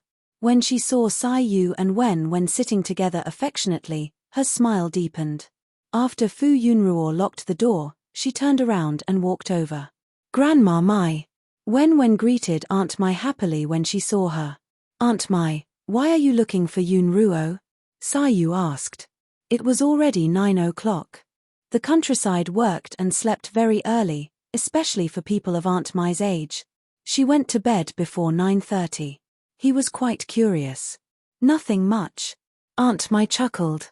Fu Yun said, Oh, I forgot to tell you that Aunt Mai will be staying over too. We can take care of each other. Sai Yu, Aunt Mai sat in the courtyard for a while. Fu Yun saw that it was already 9:30, so she said to Wen, it's time to sleep. Wen was awake at this moment. When she heard this, she was not too happy. Wait a little longer. I haven't finished watching this episode, Fu Yun said. You won't grow taller if you sleep late. Sai Yu said, I'll coax the child to sleep. Wen's eyes lit up. She immediately turned to Fu Yun and said, Mom, I want to sleep with Uncle Yu. You'll disturb. Before Fu Yun could finish her sentence, Sai Yu said, It's all right. Fu Yun saw that the adult and child were very willing. If she stopped them, she would seem like an evil person. She could only say, Then don't make trouble in the middle of the night by saying that you can't sleep. I won't.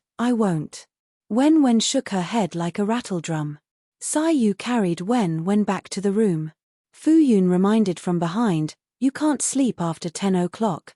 Aunt Mai looked at them with a smile. After they left, she said to Fu Yun happily, Look at how well they get along. Fu Yun nodded in agreement. That's right. If she had not seen it with her own eyes, Fu Yun would not have known that her son would get along so well with someone else. When Sai Yu left this place, Wen would probably cry. Aunt Mai saw that Fu Yun did not think of anything else, so she did not say anything else. Instead, she smiled meaningfully. Not long after, Fu Yun and Aunt Mai returned to their respective rooms. There was no small heater on the bed. Fu Yun was really not used to it. However, after tossing and turning for less than half an hour, she finally fell asleep. Early the next morning, Fu Yun cooked breakfast and prepared to go to the flower garden. Sai Yu heard the commotion and walked out. When she saw Fu Yun preparing to go out, she asked, Are you going to the flower garden? Yes, the work there is quite busy. I can't leave it all to Uncle Guo. The old man was old and she was worried. It was time to go back. Has Wen woken up? No. Sai Yu replied. Then, she said to Fu Yun, Wait for me for a while. I'll go too. Ah. Fu Yun hesitated. We are very safe there. The flower garden was surrounded by iron nets and there were surveillance cameras. Ordinary people could not enter. She basically did not take a step out of the flower garden. It was very safe. Fu Yun went to wake Wen up and carried the sleepy little fellow out. She did not know what time they played. If Fu Yun did not hear any movements, she did not care. She believed that Sai Yu knew what to do. Sai Yu went to wash up and even packed a set of clothes. She looked like she did not want to abandon her. Fu Yun hesitated. Mr. Yu, why don't you stay here? There are no empty rooms over there. Sai Yu did not care. It's okay. I can stay with Wen. Fu Yun, Wen rubbed his eyes. His eyes were still sleepy. He said to Sai Yu in a childish voice, Uncle Yu, I'll sleep with Mummy. Sai Yu. He thought that Wen already had a separate room. Sai Yu looked at Wen who was leaning in Fu Yun's arms. He was almost 4 years old. He was not young anymore. Why was he still like a child who had not been weaned and wanted to sleep with his mother? He had a separate room since he was born. He had never slept with his parents. It was time to train his independence. In the end, Sai Yu still followed them to the flower garden. After Fu Yun handed the child to Sai Yu, she rushed to the flower shed. She had been delayed for a while in the morning. It was almost time. She could not be late. Fortunately, she entered the livestream room 1 minute before the livestream started and turned on the livestream equipment. There were already people waiting in the livestream room. As soon as she turned on the livestream, the gifts started flooding in. There were also many people who sent comments. Yun Yun, I've finally waited for you. I miss you, Yun Yun. Will you show your face today, Yun Yun? Good morning, everyone. Fu Yun greeted them and saw the layers of comments from the fans. Many people wanted to see her in person. Fu Yun thought that her alias had been exposed, so it did not matter if she showed her face or not. Her fans had helped her so much. She should satisfy their requests. Hence, Fu Yun adjusted the angle of the livestream equipment. After a while, Fu Yun's face appeared in the high-definition camera. Chapter 45. It was a beauty attack. At such a close distance, they could see the fair and flawless face under the camera even more clearly. Her looks were actually so good. She was so close to the camera that she didn't have any flaws. Instead, she was so beautiful that it took people's breath away. This delicate facial features, this delicate skin that could be broken by the slightest touch. It was simply too beautiful. How did she maintain her looks? Didn't they say that Yun Yun lived in a remote village? Why was she in such a good state? One couldn't tell that she was already a mother. Where did this peerless beauty come from? My heart melted when she smiled. So sweet that it reached my heart. The most beautiful scenery in the world is the moment you look up. Also, I can do it. The girls licked their faces and then looked at their big faces in the mirror. They were envious. They also wanted to be exquisite and beautiful young ladies. But if the young ladies didn't mind, they could do it too. Fu Yun looked up and saw the audience's fancy praises on the screen. She felt a little embarrassed. She felt that the fans were looking at her through a 100-meter thick filter.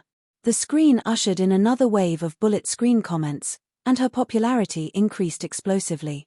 She thought to herself, how curious are they about her looks?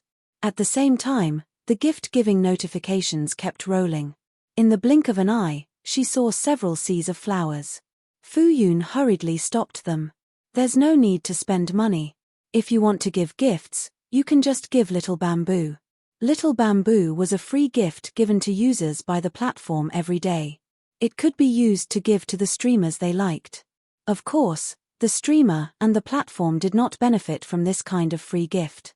Fu Yun saw that the audience's enthusiasm did not decrease and that the gifts were still flying, so she simply set the livestream to not allow gifts.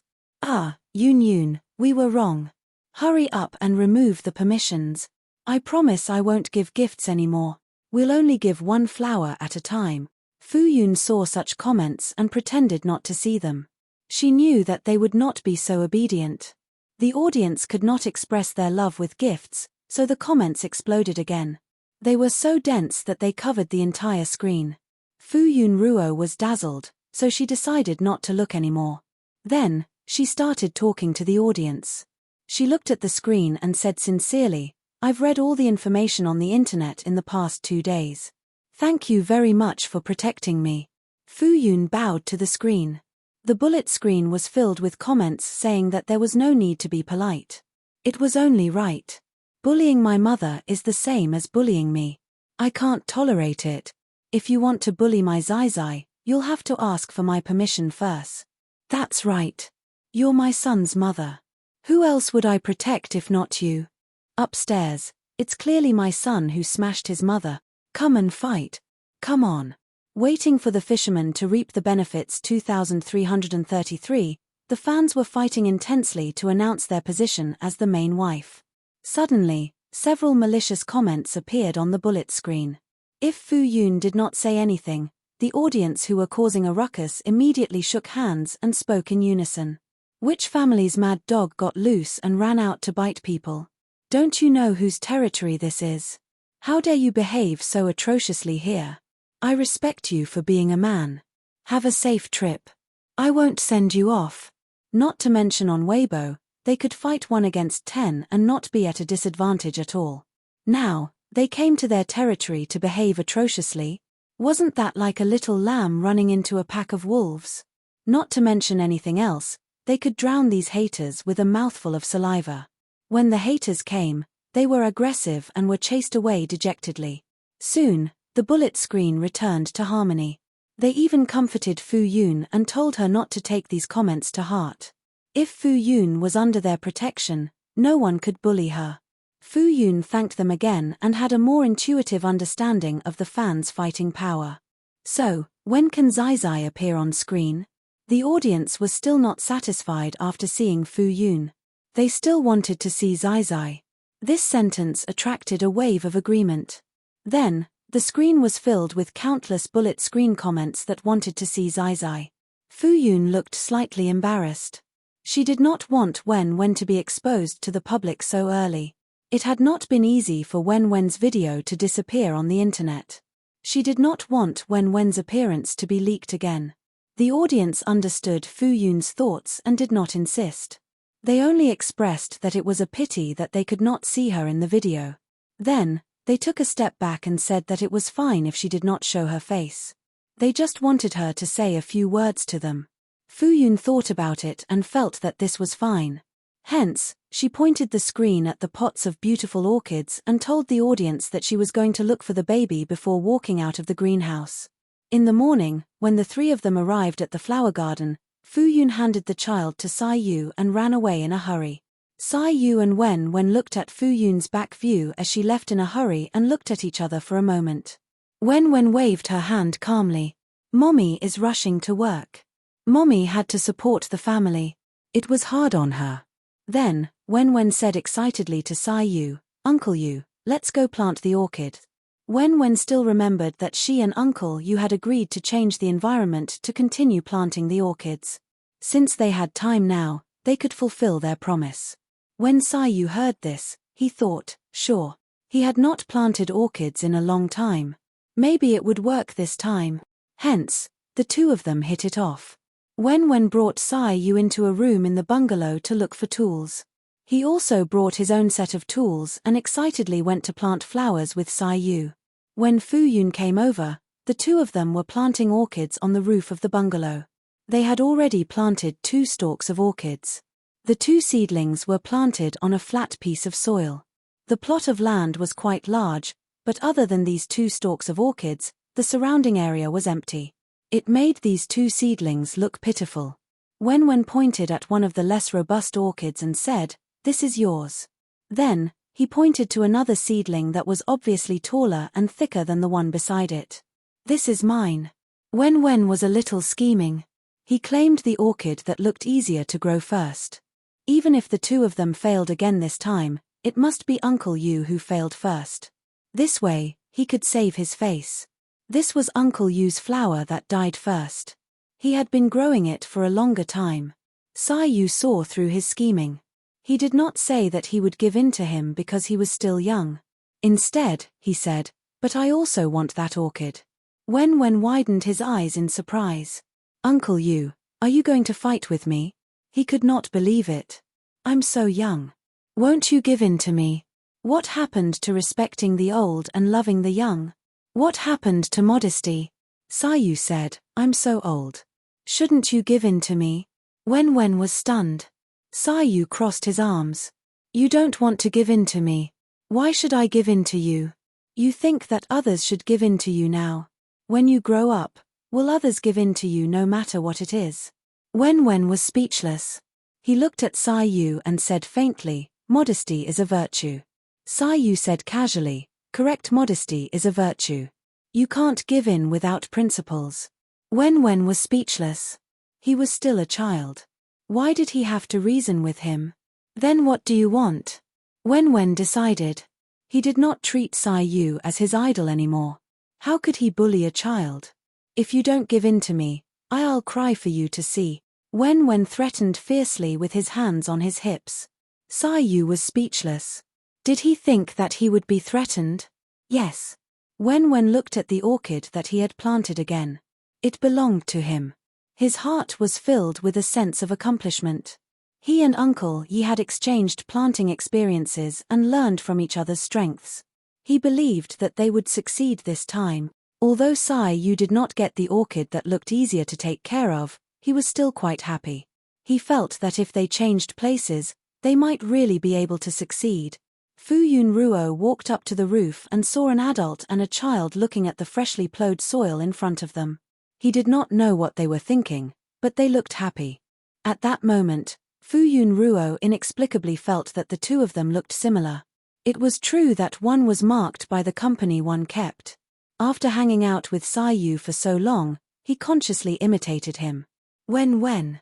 Fu Yunruo shouted. Wen turned his head and was very happy to see Fu Yunruo. Dong. Mommy. Wen Ruo looked up and asked, "Are you done with work so soon?"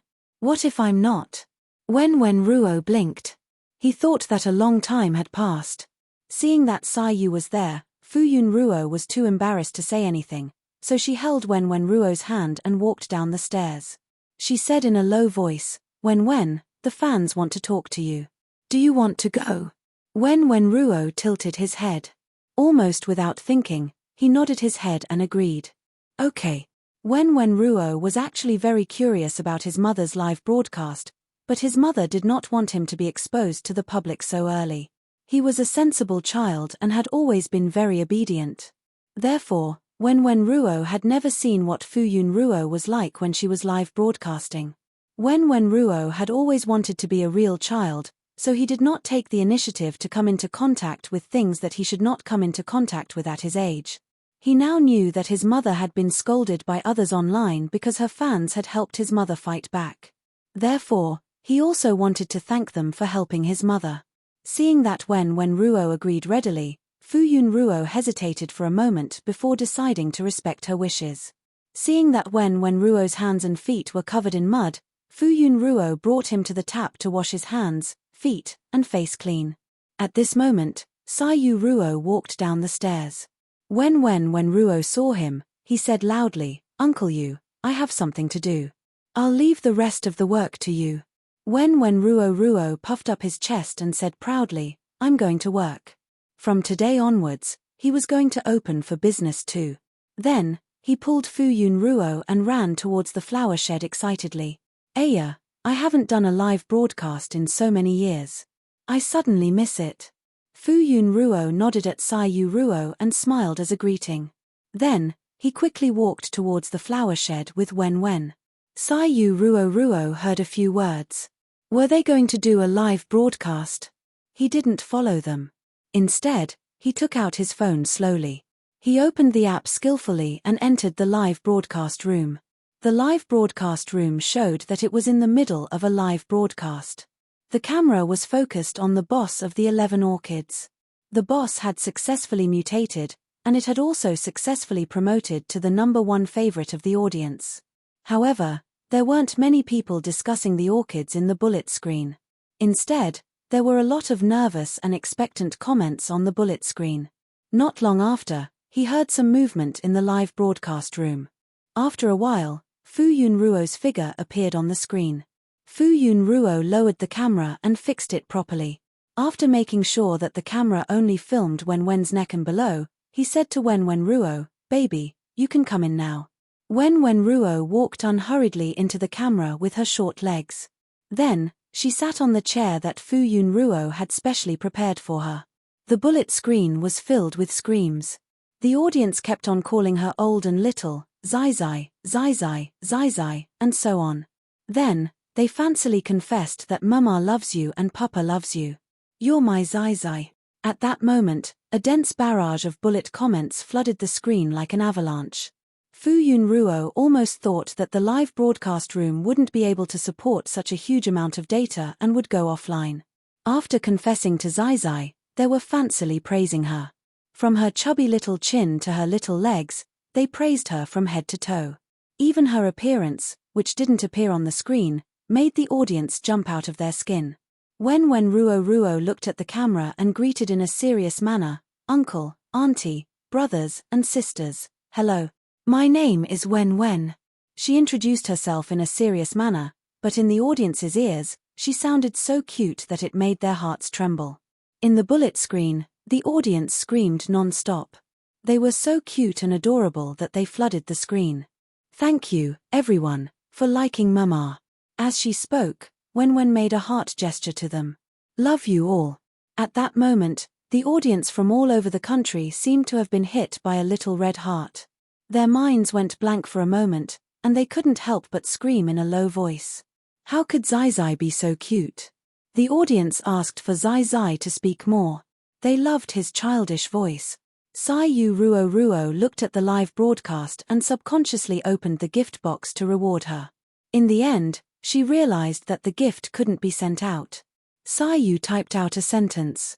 Why did she turn off the right to send gifts? Fu Yun Ruo saw the dazzling and obvious question, so she explained, I'm sorry for making you guys spend so much money. If everyone likes me and supports me, please leave more messages and praise me. In the beginning, Fu Yun Ruo needed gifts because she lacked money. Now that she didn't lack anything, she didn't want the audience who liked her to spend too much money. Her main source of income now wasn't the rewards from the audience, but commercial value. The additional value brought about by fame. She could accept advertisements to do publicity, cooperate with others, and occasionally help Uncle Guo sell some ordinary orchids. She would occasionally emphasize in the live broadcast a few times, but the fans rarely gave her gifts. Most of the people gave her gifts for free or a few yuan, so she didn't turn off the right to send gifts. However, she felt that the fans didn't listen to her. Perhaps they felt that she had suffered, so many fans silently gave her gifts in support. Fu Yun Ruo thought about it and decided to turn off the right to send gifts in the future. In the future, she would only accept small bamboos and flowers worth 1 yuan. Sai Yu frowned, but didn't say anything. He thought to himself, how can this be? I'll tell the platform later to set his account to the highest authority and give him special privileges. After knowing that Fu Yun Ruo was the host of the live broadcast, he also knew that the main reason why Fu Yun Ruo started the live broadcast was to earn money to raise the child and buy milk powder. Sai Yu looked at his status as the #1 reward big shot in the live broadcast. After rounding it up, he was the one supporting the mother and son. This knowledge made Sai Yu feel satisfied. Sure enough, he had foresight. Now that their relationship hadn't been exposed, Fu Yun Ruo would definitely not accept his alimony. With this live broadcast, it was different. He could send gifts every day, and it could be considered as a form of support for the family. Wen Wen chatted with the audience for a while. Fu Yun Ruo saw that he looked like he was doing it, so she watched silently from the side. When she was almost done pondering, she let Wen Wen say goodbye to the fans and then carried him out of the live broadcast. The audience let out sounds of disappointment. They still wanted to continue talking to Zai Zai. That cute and serious little voice was simply too adorable. Fu Yun Ruo didn't care about the wailing of the fans. After carrying Wen Wen out of the live broadcast, she continued her live broadcast. She had already satisfied the audience's request. Then, when Fu Yun Ruo started her live broadcast as usual, the audience saw that they couldn't stop the old and young, so they soon turned their attention to the other children. Then, they began to discuss how their son had changed today. They hadn't seen him for a few days, and they missed him quite a bit. Sai Yu watched the live broadcast for a while. He wanted to go to the flower shed to take a look, but he was worried that if he rashly barged in, it would affect Fu Yun Ruo's live broadcast. Also, if he showed his face here, there would be a topic of discussion on the internet. He wanted to see his 11. Sai Yu anxiously looked forward to it. His heart was itching. In the end, Sai Yu couldn't resist the temptation in his heart. After leaving the live broadcast, he walked towards the flower shed. He stood at the door and looked inside. He didn't hear any obvious movements inside. Why are you poking your head out here? Chapter 46. Sai Yu turned around and saw Uncle Guo standing behind him with a straight face. Sai Yu stood casually by the door like a cool breeze. He thought to himself, when did I poke my head out to look around? I was just wondering if I could go in. However, Yu did not say anything to the obviously unhappy Uncle Guo. He pointed inside and asked, "Can I go in?" Uncle Guo frowned. Before he could say anything, Yu said, "I won't spoil your flowers." Uncle Guo scrutinized him for a while before he nodded reluctantly and emphasized, "You're not allowed to touch my flowers." Yu promised again and again. He was just short of swearing before he finally stepped into the flower shed with Uncle Guo's permission. When Yu walked into the flower shed, he saw Wen playing with toys quietly in an area surrounded by the flower shed. Yu had an impression of this scene. He remembered that the first video was shot in this area. Yu walked over and saw Wen playing with building blocks. This time, he was building a wooden house. Wen looked up and was very happy to see Yu. "Uncle Yu." Wen saw Yu and stopped playing with the building blocks. He walked over. "Are you building a house? Shall I accompany you?" Yu thought to himself. This was a parent-child interaction. Even if it was childish, he was fine with it. Wen tilted his head. Actually, he had stopped playing with these toys a long time ago. He had played with them many times, but he was bored and wanted to wait for his mother to come out before he could play with them again. Was Uncle Yu so childish? Not only did he like to watch cartoons, but he also liked to play with these children's toys. Could it be that Uncle Yu had a hard time when he was young? He didn't have any toys to play with and cartoons to watch, so he wanted to make up for it when he grew up. Did he want to regain his childhood? Wen looked at Yu sympathetically. Not everyone was as lucky as him to have a second chance. Yu? What kind of look was that? Wen patted the long legs in front of her and comforted her. "Okay, I'll play with you." Then, he pulled Yu's pants and walked into his little world of fun. Yu walked in, sat down cross-legged, and started playing with building blocks with Wen. Uncle Guo was originally observing his precious orchid. When he saw the interaction between Yu and Wen, he couldn't help but frown. It was true that Wen was loved by everyone, just like his students. Which one of them didn't love him as half a son? However, none of them gave him a strange feeling like Yu. It was as if he was trying to make up for something. His gaze unconsciously became scrutinizing. Yu seemed to sense Uncle Guo's gaze. He looked up and gave Uncle Guo a friendly smile. Then, he lowered his head and continued to help Wen build the house. Uncle Guo sneered, looked away, and continued to take care of his orchid. If Fuyun came out of the live broadcast, she would see such a warm and friendly scene. She thought about it and didn't want to disturb them. Instead, she went to Uncle Guo's side and helped him take care of the orchid. Wen and Yu worked together and finally built the wooden house. He clapped his hands happily and felt a sense of accomplishment. He turned to look at Yu. "Uncle Yu." Yu responded and praised, Wen, you're awesome." Wen was so happy that he squinted his eyes and praised, "Uncle Yu, you're awesome too." Wen wanted to share it with his mother. His gaze shifted and he saw Fuyun standing beside Uncle Guo. She was carefully tending to a blooming orchid in front of her, and Uncle Guo was guiding her from the side. Wen was about to shout when he suddenly stopped. He covered his mouth and rolled his black eyes. He didn't want to disturb his mother while she was working. Yu also noticed that Fuyun had come out of the live broadcast. He couldn't help but turn to look at the room in the flower shed. Fuyun was doing the live broadcast inside. This meant that all the flowers she raised during the live broadcast were inside. Yu became restless and wanted to take a look personally. He wanted to take a look at not only Little 11, but also the other orchids. However, he didn't get the owner's permission, so he could only suppress his thoughts for the time being. Wen saw that Fuyun was done with her work, he ran over and pounced on Fuyun. "Mom." Fuyun Ruo answered and turned around. "Did you have fun?" Wen nodded. Then, he pulled Fuyun's hand and walked forward. "The house is ready. Look." Fuyun looked over and praised, Wen is really amazing. "You built the house so beautifully. And Uncle Yu." Wen said happily. Yes. "Uncle Yu is also amazing," Fuyun said casually. Her smiling eyes inadvertently looked over and happened to meet a pair of deep and charming eyes. Yu stood casually. His posture was straight and his aura was extraordinary. There was a smile on his handsome face. Fu Yun was stunned. Suddenly, her cheeks were a little hot. She pursed her lips and smiled at Yu.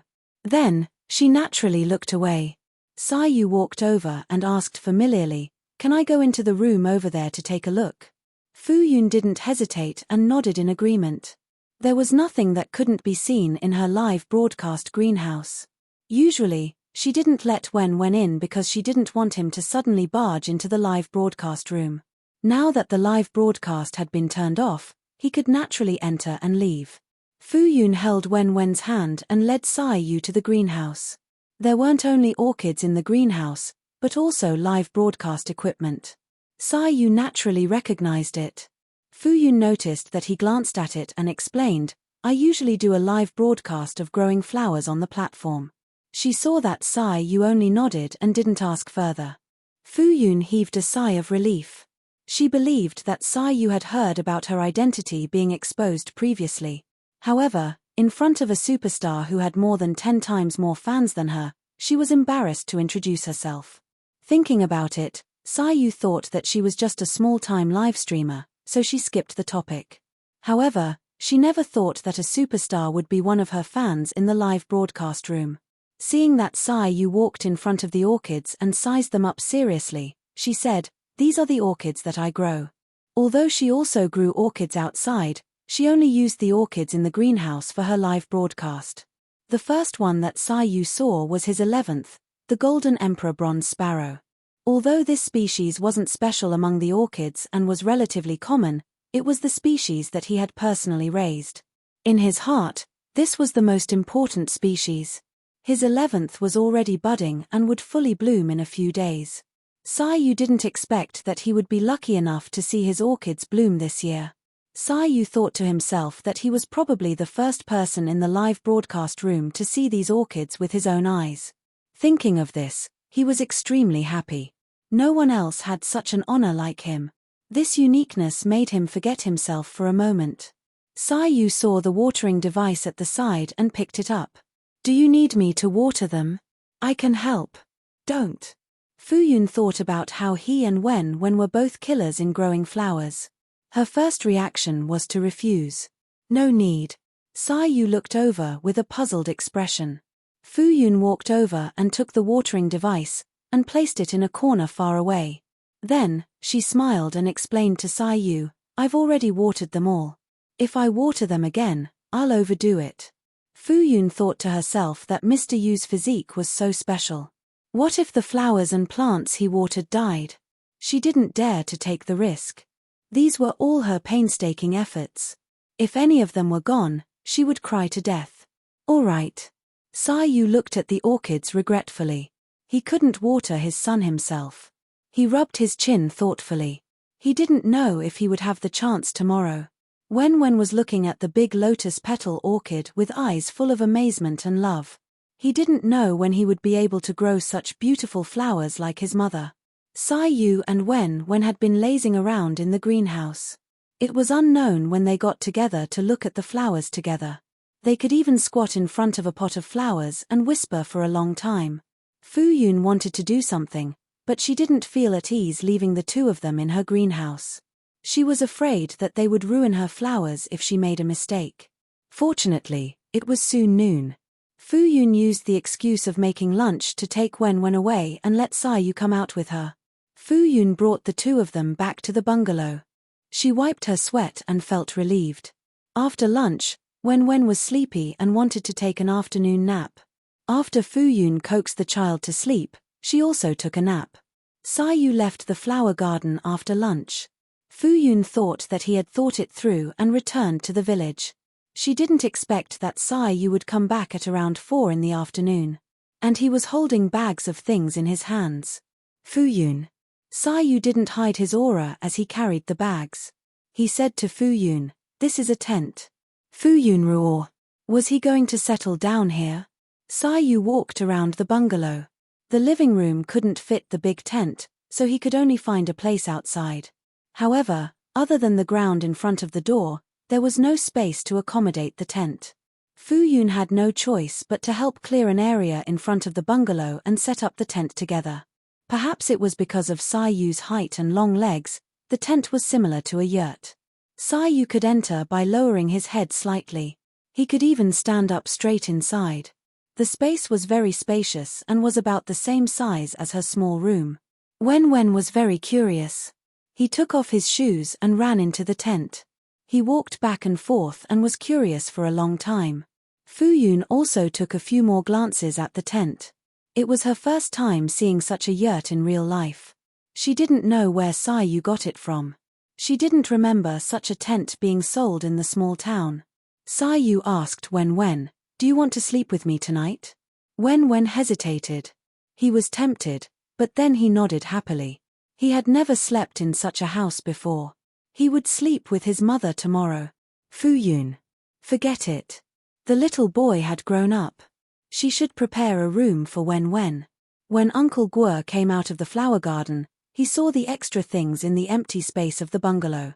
It was obvious that they were going to stay in the flower garden for a long time. His face immediately darkened. Uncle Guo snorted and said in disdain, "Why are you still here?" He looked unhappy and pulled a long face. Sai Yu's expression was natural. It was obvious that he didn't care. He even chatted nicely with Uncle Guo. Sai Yu said seriously, Wen is worried about his mother's safety. He wants to hire me to protect her, so I can only come here. Uncle Guo's place was truly isolated from the rest of the world. He didn't go online and stayed in the flower garden all day long. He didn't interact much with other people and only had eyes for these precious orchids. Therefore, no one told him about the things that happened to Fu Yun on the internet, so he didn't know about it. When he heard Sai Yu say that he was here to be a bodyguard, his first reaction was to ask, "What happened to Ruoruo? If nothing happened, why would she need a bodyguard?" Sai Yu briefly told Uncle Guo about the things that happened on the internet. Uncle Guo frowned as he listened. What kind of nonsense was this? How could his student, who he treated like his daughter, be bullied like this? Other people didn't want to give this daughter to him. He wanted her to be part of his household register. After Uncle Guo calmed down, he looked at Sai Yu and was even more annoyed. "I don't have a place for you to stay here." Sai Yu said, "It's okay. I've already prepared it." He pointed to the luxurious tent not far away. Uncle Guo was speechless. Uncle Guo scolded, "I've never seen such a shameless rascal like you." Sai Yu raised his eyebrows. He didn't care at all. Sometimes, one didn't have to be thick-skinned. In the end, Sai Yu settled down in the flower bed and spent 2 peaceful days there. However, it was noisy outside. The production team had already stopped filming for 3 days. They had to decide if they wanted to continue filming. Although the guests were mainly filming the variety show during this period, they also had other activities. If they didn't continue filming, they would have to leave to catch up with other events. If the production team didn't give them a clear answer, the guests didn't dare to leave. What if they said that they wanted to continue filming the moment they left? The road to get here wasn't easy. Apart from having to transfer many buses, it also took a long time.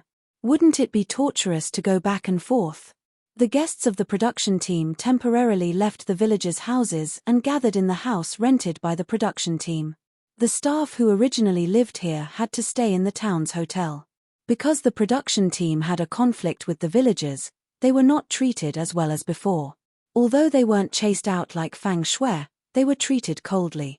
That kind of feeling didn't feel good, so they decided to return to the production team first.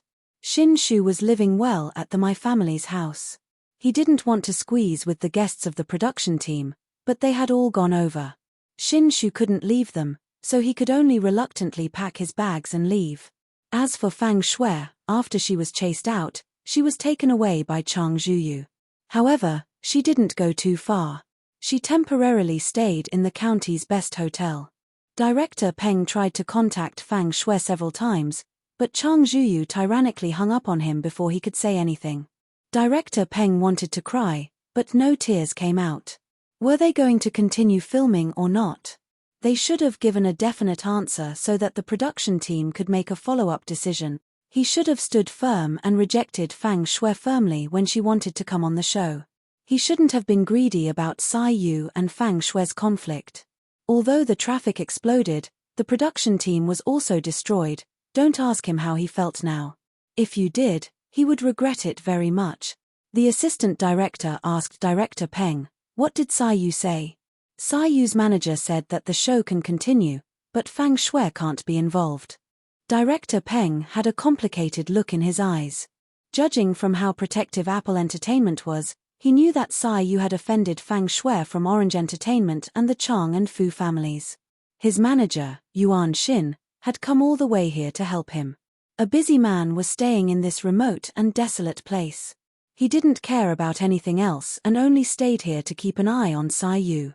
He was afraid that they would bully Sai Yu. Would the production team dare to bully a big star like Sai Yu? They couldn't afford to offend her. The assistant director slapped his thigh. "That's easy. If Fang Shui leaves the show, we can just find another guest." In any case, Fang Shui's image had been damaged. Although the storm was slowly subsiding, there would still be negative news. The assistant director didn't want a celebrity with negative news to appear on the show. Director Peng said faintly, "The problem now is if Fang Shui doesn't say anything." He called her manager but she didn't pick up. He called Fang Shui but she hung up. If they dared to announce that Fang Shui had left the show, wouldn't they offend Fang Shui and the Chang family? The assistant director was speechless. They couldn't afford to offend either side. It was too difficult for them. Sai Yu didn't care about the crisis the production team was facing. He was enjoying himself in the flowerbed. When Yuan Xin came to look for him, Sai Yu was still unhappy and didn't want to be disturbed by the outside world. Sai Yu let Yuan Xin in and asked casually, "Why are you here?" Sai Yu's casual pants were rolled up to his knees and he was holding a ladle in his hand. Yuan Xin watched as he walked over to the wet vegetable field and worked with Wen Wen. Wen saw Yuan Xin walk over, she shouted happily, "Uncle Yuan." Yuan Xin responded. He lowered his head and looked at the obviously overwatered vegetable field. The vegetables in the field were already wilting. He looked at the father and son who were happily watering the field and wanted to say, "Let these poor vegetables go."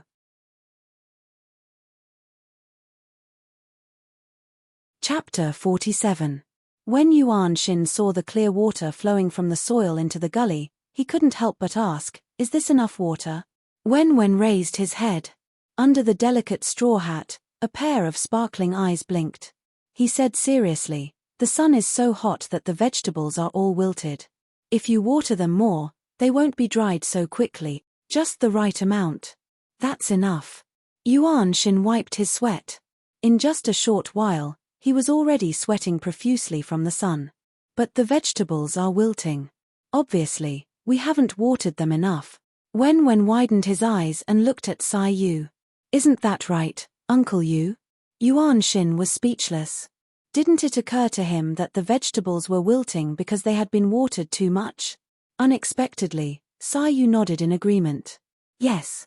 After confirming with their eyes, they were father and son. "Is this how you raise flowers?" Yuan Xin asked. He felt that he understood why they would die if they raised flowers. "How is that possible?" Wen widened his eyes. "Orchids are very delicate. They need specific amounts of moisture and nutrients in the soil. It's very difficult to raise them." Sai Yu added, "I told you to raise flowers when you were free, but you always said that you weren't free. Asking such a naive question doesn't suit your elite temperament." Yuan Xin was speechless. Haha, so he should buy a few books on agriculture so that he could learn the correct way to grow vegetables? When saw that he was almost done watering, he shouted for Sai Yu to stop. Only then did Sai Yu stop watering. The two of them came out of the vegetable field and rinsed the bucket and ladle clean before washing their feet. Wen loved the feeling of cool water washing her bottom. She couldn't help but step on the water. Then, she and Sai Yu stepped on each other. When Yuan Xin saw Sai Yu's childish behavior, he was so shocked that his eyes almost fell out of their sockets. It took him a long time to close his mouth. After having a child, would people become so childish?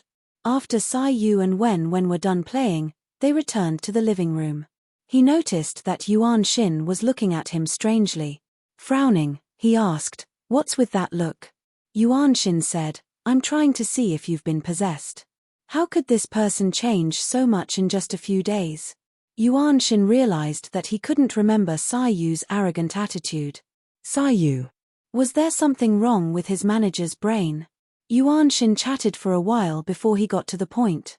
He briefly explained the program team's plan to Sai Yu.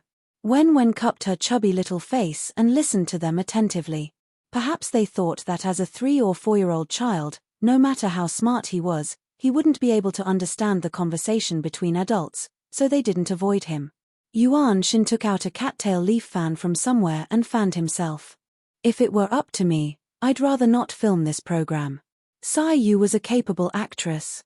She had acting skills, looks, and willfulness. She didn't need to rely on variety shows to solidify her popularity. Yuan Shin's original intention of letting her take on this variety show was to relieve her boredom. Now that things had come to this, it didn't matter if she quit. Sai Yu didn't care about this. He didn't say anything about quitting because he wanted to use this as an excuse to stay. Before long, Fu Yun came over. When she saw Yuan Shin, she greeted him and asked about the program team. Yuan Shin didn't hide anything, so he roughly explained. When Fu Yun heard this, she worriedly confirmed, so it's very likely that this program won't be filmed anymore. Fu Yun felt rather guilty. She felt that it was her personal matter that had caused the program to end prematurely. She had caused the other guests on the program team to suffer an undeserved calamity. She wasn't familiar with the other guests, but she had interacted with Shin Shu before. She had ruined their program, but Shin Shu had never vented his anger on her. Sai Yu seemed to sense Fu Yun's guilt, so he said calmly, "This matter has nothing to do with you. After all, you were implicated. On the contrary, it's because of my relationship with you. Apple Entertainment will provide appropriate resources to the guests as compensation." As he spoke, he glanced at Yuan Shin. Yuan Shin agreed, "That's right. No matter what, this matter is related to Sai Yu. The company will provide appropriate compensation." When Fu Yun heard this, she felt a little better. She didn't have any resources in the entertainment industry, so she couldn't provide compensation. Now that Sai Yu's company had stepped forward, she was very grateful. However, she said, "This has nothing to do with Mr. Yu." Sai Yu looked at her and said, "It has nothing to do with you. You don't have to blame yourself. Even without you, this program wouldn't have been filmed." Fu Yun nodded hesitantly. Previously, the program team seemed to have an agreement with the local government to donate. Did this still count?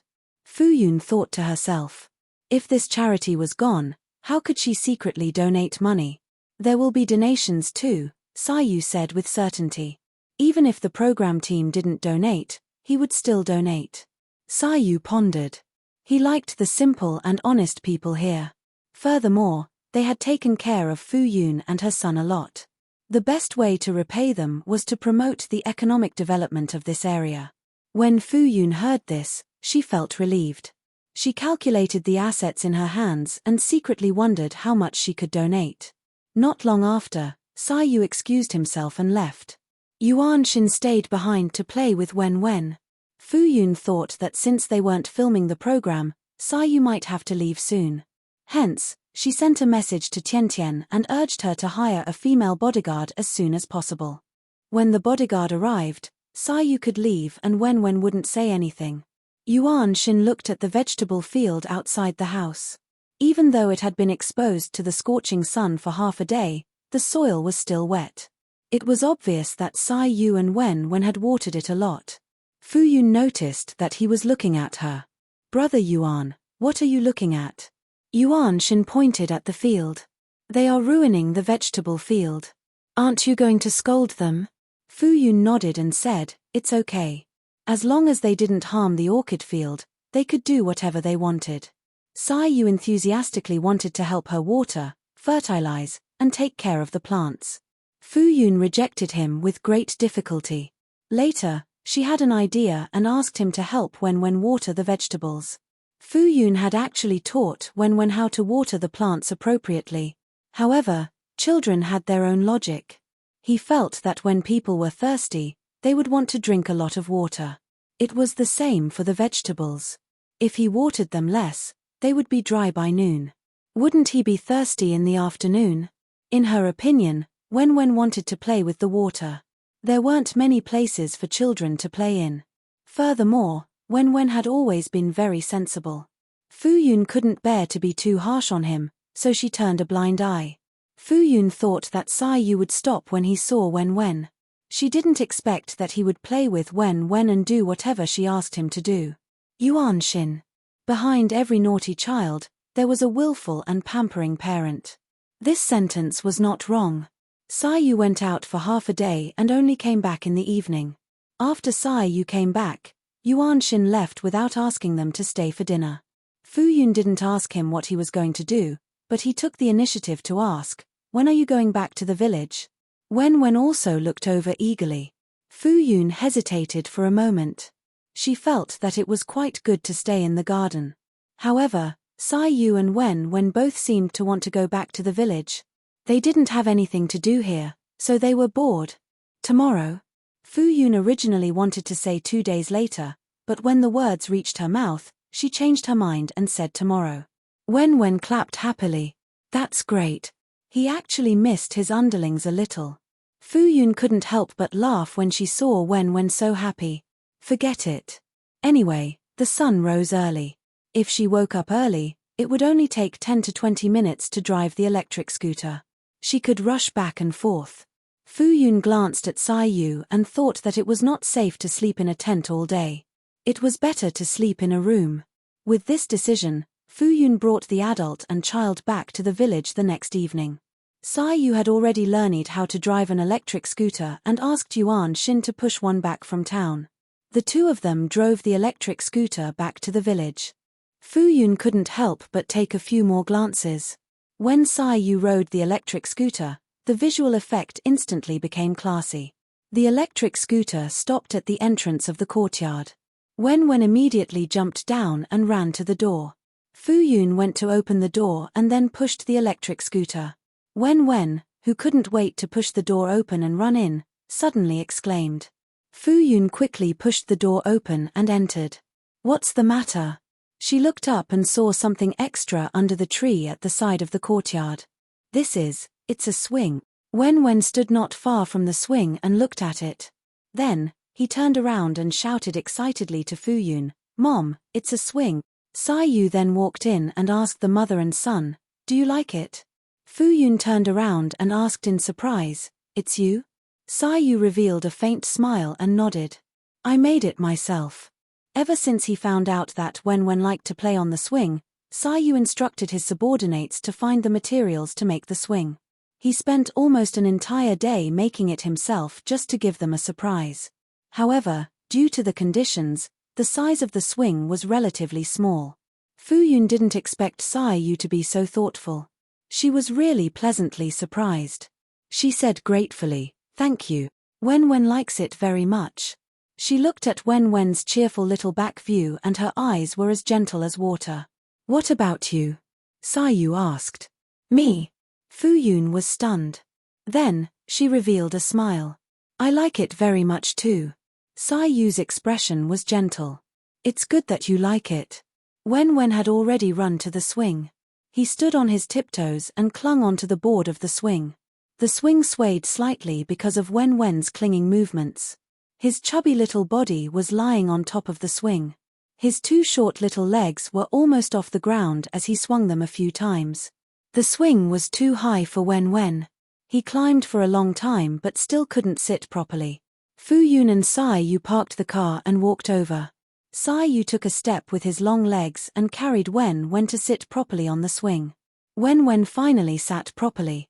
He struggled to hold on to the thick rope on both sides of the swing. The length of the swing was a little long for Wen. He tried his best to straighten his 2 hands, but he could only barely touch it. Fu Yun stood not far away and noticed a thick layer of fine sand under the swing. Sai Yu was very meticulous. He had even predicted that the child would fall from the swing. With this layer of sand as a buffer, there was a high probability that the child would not be hurt. "Ruoruo, come here." Sai Yu waved at Fu Yun. "Me?" Fu Yun walked over with a puzzled expression. Sai Yu smiled. Sit. Wen happily invited her. Mom. Let's play on the swing together. I'll play too. Fu Yun saw Wen's little chubby hands holding the thick rope. She could only hold it to one side. She was worried that Wen would lose his grip on the swing and fall, so she sat down. She thought that Mr. Yu was very thoughtful. He was worried that it would not be safe for such a young Wen to play on the swing alone. He specially found a longer swing so that the adults could accompany him. Sai Yu went behind them.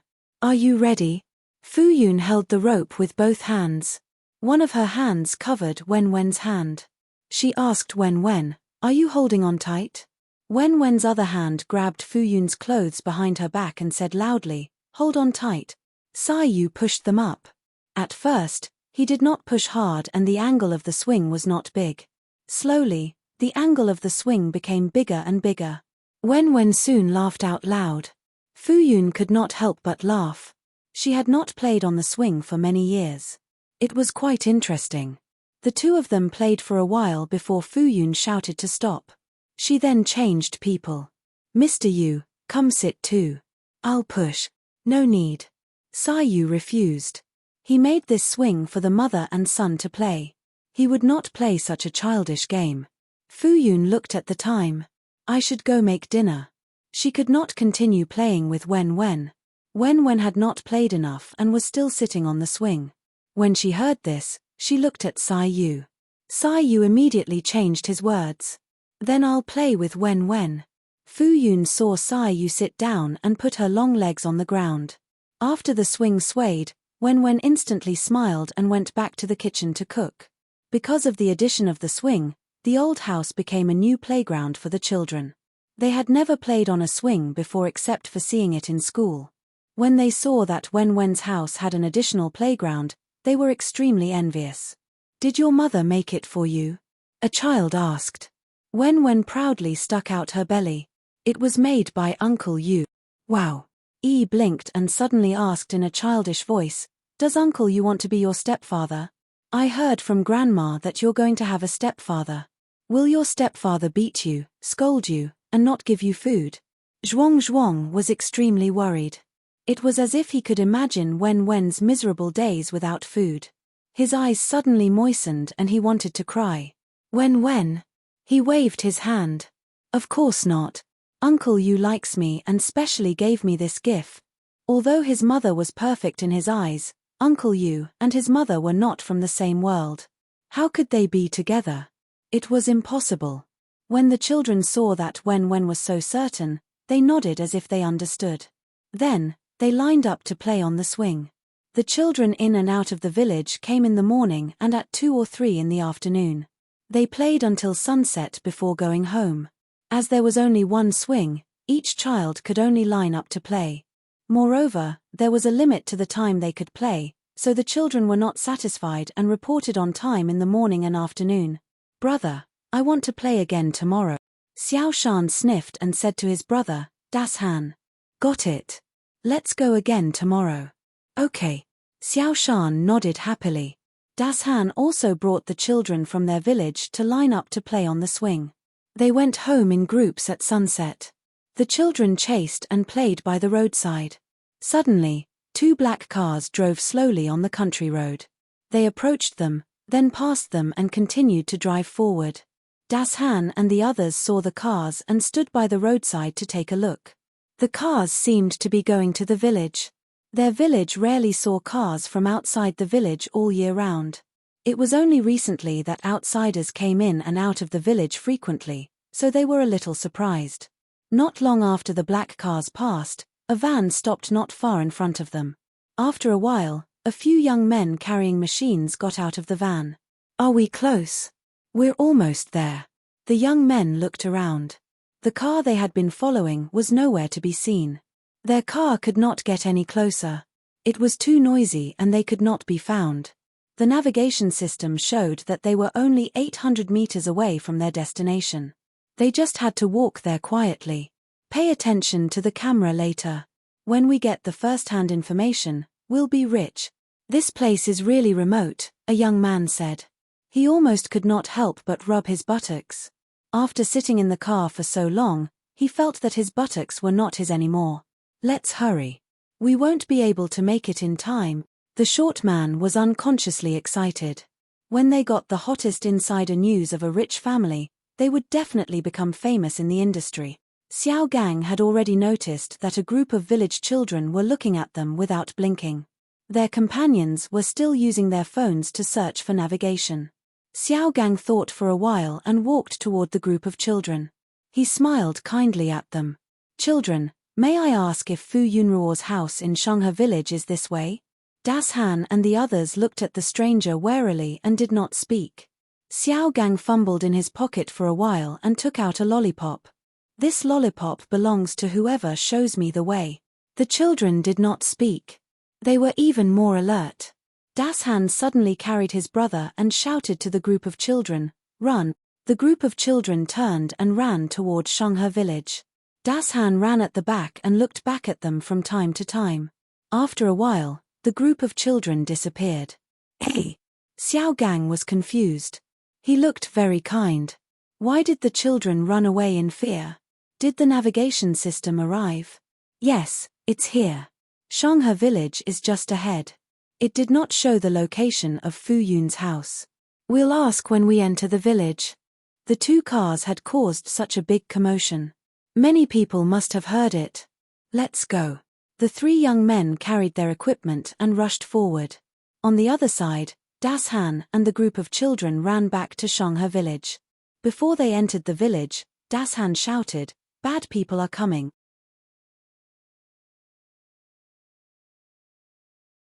Chapter 48. The children's shrill voices rang out one after another in the village. The adults who were on their way home from the fields heard the commotion and ran over with their hose. Where are the bad guys? Are they human traffickers? Where are they? Where are they? Regardless of whether they were working inside or outside, they locked the children in their homes, picked up the nearest weapon, and ran out to look for the children who were shouting about the bad guys. Das Han called the adults over and shouted, "There are bad guys who want to catch Sister Ruoruo." Oh no. A middle-aged woman suddenly slapped her thigh. I saw two cars enter the village. I thought they were from the production crew, so I didn't think much of it. The cars were similar to the ones that had passed by the village. They were all black and shiny, so she thought they were going to look for the village chief. Seeing the children shouting about the bad guys, they were worried. They couldn't let their family members be bullied in their own territory, so they hurried to Fu Yunruo's house. The two cars stopped by the roadside. The front door opened first, and a tall man with long legs got out. After closing the door, he walked around the back of the car to open the other side. A woman in a plain dress got out of the car and stood beside the man. She looked up at him and their eyes met, full of affection. "Brother Chang, let's go over." The woman broke the sweet atmosphere. "Okay." The man reached out and held her hand. He promised, "Shuai, don't worry. I won't let you suffer." This couple was Fang Shuiruo and Chang Zhuyu. They had stayed in the county for a few days, but before they left, Fang Shuiruo's mother, Fang Wanting, and stepfather, Fu Zonghong, came to visit them. Then, under the request of the two elders, they stepped into the village again. Fang Shuiruo leaned over slightly and said to the quiet car window, "Mom, Uncle, we're here." The car window rolled down, revealing a well-maintained and elegant face of Wen Wan. He resembled Fang Shui a little. Fang Wanting turned her head and said gently to Fu Zonghong, who was frowning, "Let's get out of the car too." Fu Zonghong did not say anything. "We've already taken 99 steps. One more step won't make a difference. Old Fu, there's no overnight feud between father and daughter. Talk it out. Yunruo will understand." Fu Zonghong looked irritated. He did not want to make this trip at first, but under the persuasion of Mother Fang and Shuiruo, he decided to come personally. However, he felt that he had lowered his head in front of Yunruo. Since he was here, shouldn't he come out to meet him? After some persuasion, Fu Zonghong got out of the car with a straight face. Fang Shui pointed at a farmhouse in front of them. "My sister used to live there." When Fu Zonghong saw the courtyard, his brows furrowed even more tightly. For the past few years, she would rather live in such a dilapidated house than go home. Fang Wanting looked at her and felt sorry for her. This child, why is she so stubborn? Old Fu, let's take her home. It's up to her. Fu Zonghong said angrily. However, under the persuasion of Fang Wanting, he walked forward unwillingly. Fang Shui hesitated. Chang Zhuyu immediately asked with concern, Shui, what's wrong? The two elders who were walking in front of them stopped and turned around to look at them. Fang Shui forced a smile. Uncle, my sister might not be happy to see me. Why don't I wait here? Fang Shui did not want to make this trip, but she hoped that her uncle and sister could resolve the misunderstanding as soon as possible, so she came to lead the way. Chang Zhuyu immediately felt sorry for her. You didn't do anything wrong. Why do you have to avoid her? You're giving her face by coming here. Fang Wanting hesitated for a moment. She looked at Fu Zonghong and said softly, Old Fu, these two children have been fighting recently. Why don't we let them meet after we resolve the misunderstanding? Fu Zonghong immediately raised his eyebrows. As an older sister, she's so narrow-minded and doesn't have any tolerance for others. She only knows how to bully her younger sister. What else can I expect from her? Shui Ruo, don't worry. With me around, she won't dare to bully you. Fu Zonghong walked over angrily. Uncle. Fang Shui anxiously walked forward. Chang Zhuyu quickly held her. Shui, slow down. Don't fall. However, before Fu Zonghong could open the door, he was stopped by a shout. Who are you? Sai Yu was helping Fu Yun in the kitchen. Wen was circling around Fu Yun. Fu Yun loved to think about food when she had time. With another person in the house, she was in the mood to cook a feast. Wen was a carnivore, and Sai Yu was no different. Wen was a greedy little kitten. She suddenly pestered Fu Yun to eat braised meat. She was in a rush and didn't manage to buy any meat. How could she make it? She quickly went to Aunt Mai's house and caught a duck that she had asked Aunt Mai to help her raise. She slaughtered it and made a braised duck. It was also fragrant. Wen didn't mind at all. After the duck was braised, the aroma overflowed. Wen wasn't in the mood to play. She was eagerly waiting to eat. Sai Yu was tending to the fire when his phone vibrated. He took it out and glanced at it before putting it aside. Fu Yun noticed and asked, Mr. Yu, is something the matter? Sai Yu said, nothing. If Mr. Yu has something to do, you don't have to worry about Wen. He will understand, Fu Yun said. She saw that Sai Yu's phone had been ringing a few times. If he had something to do, he should go and do it. Wen wouldn't be unreasonable. It's really nothing. My friend's family has a dog. He is so excited that he keeps sending photos to share. Just ignore him. Fu Yun heard this and said, then your friend must love dogs. Yes. After all, we are all single dogs. We have a lot to talk about. Fu Yun was speechless. She glanced at Sai Yu and thought to herself, is this a bad friend? Sai Yu stared at Wen for a long time. When the little guy had enough, he sat on the stool and his little head moved and swayed around with Fu Yun. From his angle, he could see the curve of the baby fat on her little face.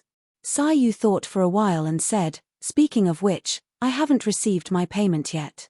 Wen was speechless. Wen looked over warily and subconsciously covered his face. Sai Yu raised his eyebrows and said, why? Are you not going to fulfill the agreement?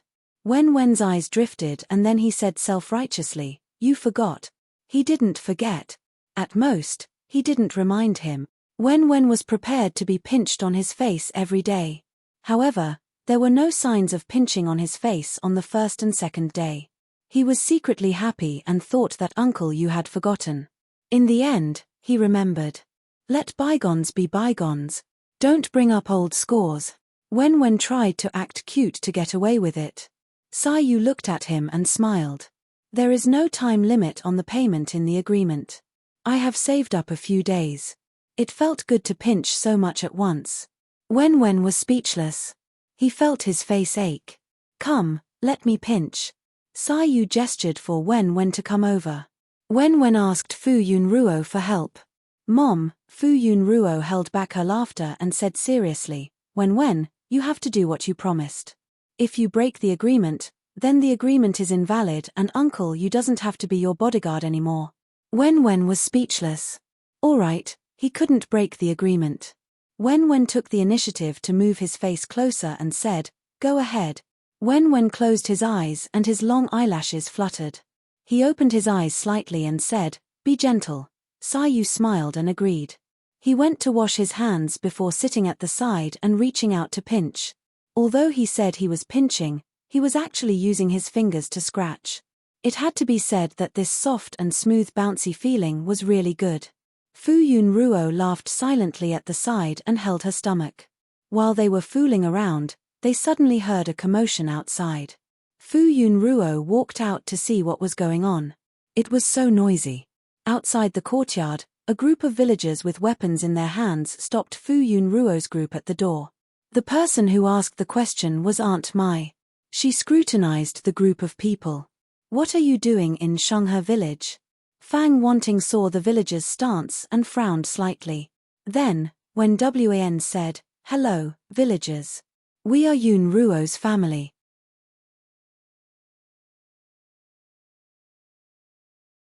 Chapter 49. Thank you for taking care of Ruo all these years. Fang Wanting's voice was filled with gratitude. The villagers still did not let down their guard. Ruo's background had been circulating on the internet, and the villagers already knew everything. They even imagined Ruo to be a pitiful little girl. Having a stepmother meant having a stepfather. Wasn't she a pitiful little girl? "Oh," Aunt Mai said softly. Her sharp gaze scrutinized the beautiful woman. "You're Ruo's black-hearted stepmother." Fang Wanting looked helpless. People's hearts were biased. They had been with Yunruo for a long time and were closer to her. They understood how they felt about protecting Yunruo. Since ancient times, it had always been difficult to be a stepmother. No matter how she tried to explain, she would only be seen as quibbling. Fu Zonghong glared at the old woman in dissatisfaction. "How can you say that?" Fu Zonghong had been in a high position for many years. He had an imposing aura that made people tremble. Did that unfilial daughter go around badmouthing her stepmother? "And who are you?" "I'm her father." Aunt Mai placed her hands on her hips and said loudly, "Our Ruo is gentle and beautiful. She never badmouths people behind their backs. She has never said anything bad about you in front of us. Just based on your current attitude, I know how much Ruo has suffered here." Fang Wanting patted Fu Zonghong's hand, indicating that he should not be calculative. Even if Fu Zonghong pointed at her nose and scolded her, she still kept a low profile. "As her elders, we are also at fault. We didn't communicate well with our child and caused her to run away from home for more than 4 years. It's our fault. No matter what, Yunruo is Elder Fu's daughter. I hope that the villagers can let us see her and have a good talk. For the past 4 years, seeing how Elder Fu has been so worried about our child, I also feel bad." Fang Wanting said sincerely, "As long as she can understand her father, I will apologize to Yunruo properly." Aunt Mai scoffed. "You speak as if you have been wronged. Who is the one suffering here? What do you mean by running away from home? Aren't you the ones who forced her to leave? If she doesn't leave, she will lose her life." Fang Wanting frowned. "We didn't know that Yunruo had such a misunderstanding about us, but this is a society ruled by law. Who dares to harm other people's lives? This is a crime punishable by imprisonment." A middle-aged man hesitated and said to Aunt Mai, "Sister-in-law, is there some kind of misunderstanding? Ruo's stepmother didn't look like someone who would torture her stepdaughter. Hey, did you forget what happened to Yinko 7 years ago?" After being reminded by the villagers, everyone remembered. Ingzi had also been tortured by her stepmother for many years. In the beginning, she treated her stepdaughter very well in front of outsiders. The neighbors were also deceived. Later, when the matter was exposed, they were all shocked. That stepmother also looked gentle and kind in front of outsiders. Later, she found out that Ingzi was poked with needles by her stepmother every day. Behind closed doors, she was either beaten or scolded. She did all the work. However, when the truth was revealed, Ingzi had already jumped into the river. She couldn't be saved. After an autopsy, she was found to have needle holes all over her body. The police said that she had been abused for many years. That stepmother's image was too good to outsiders. They didn't expect her to torture her stepdaughter like that. Occasionally, the neighbors would wonder why a child in her teens was so thin and small. To outsiders, she said that the child was picky about food and wanted to lose weight.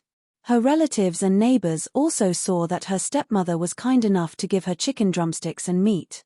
However, she didn't eat them and only ate vegetables. Because of this, they felt that Ingzi was immature and kindly told her not to go on a diet. It wasn't until she died and the police came to investigate that this evil behavior was exposed. Didn't Ruo have the same experience as Ingzi? They didn't know if Ruo had been abused, but this stepmother's face was very similar. Moreover, Ruo's father didn't look like he was here to look for his daughter. Instead, he looked like he was here to seek revenge. In an instant, everyone's hostility towards Fang Wanting's group grew. Fu Zonghong's expression was impatient. These villagers were too unruly and unreasonable. However, they had the numbers advantage. Fu Zonghong didn't bring many bodyguards with him. He could only be passive. If Fu Yun came out at this time, she opened the courtyard door and suddenly saw a large group of people outside. Her heart skipped a beat. What's wrong?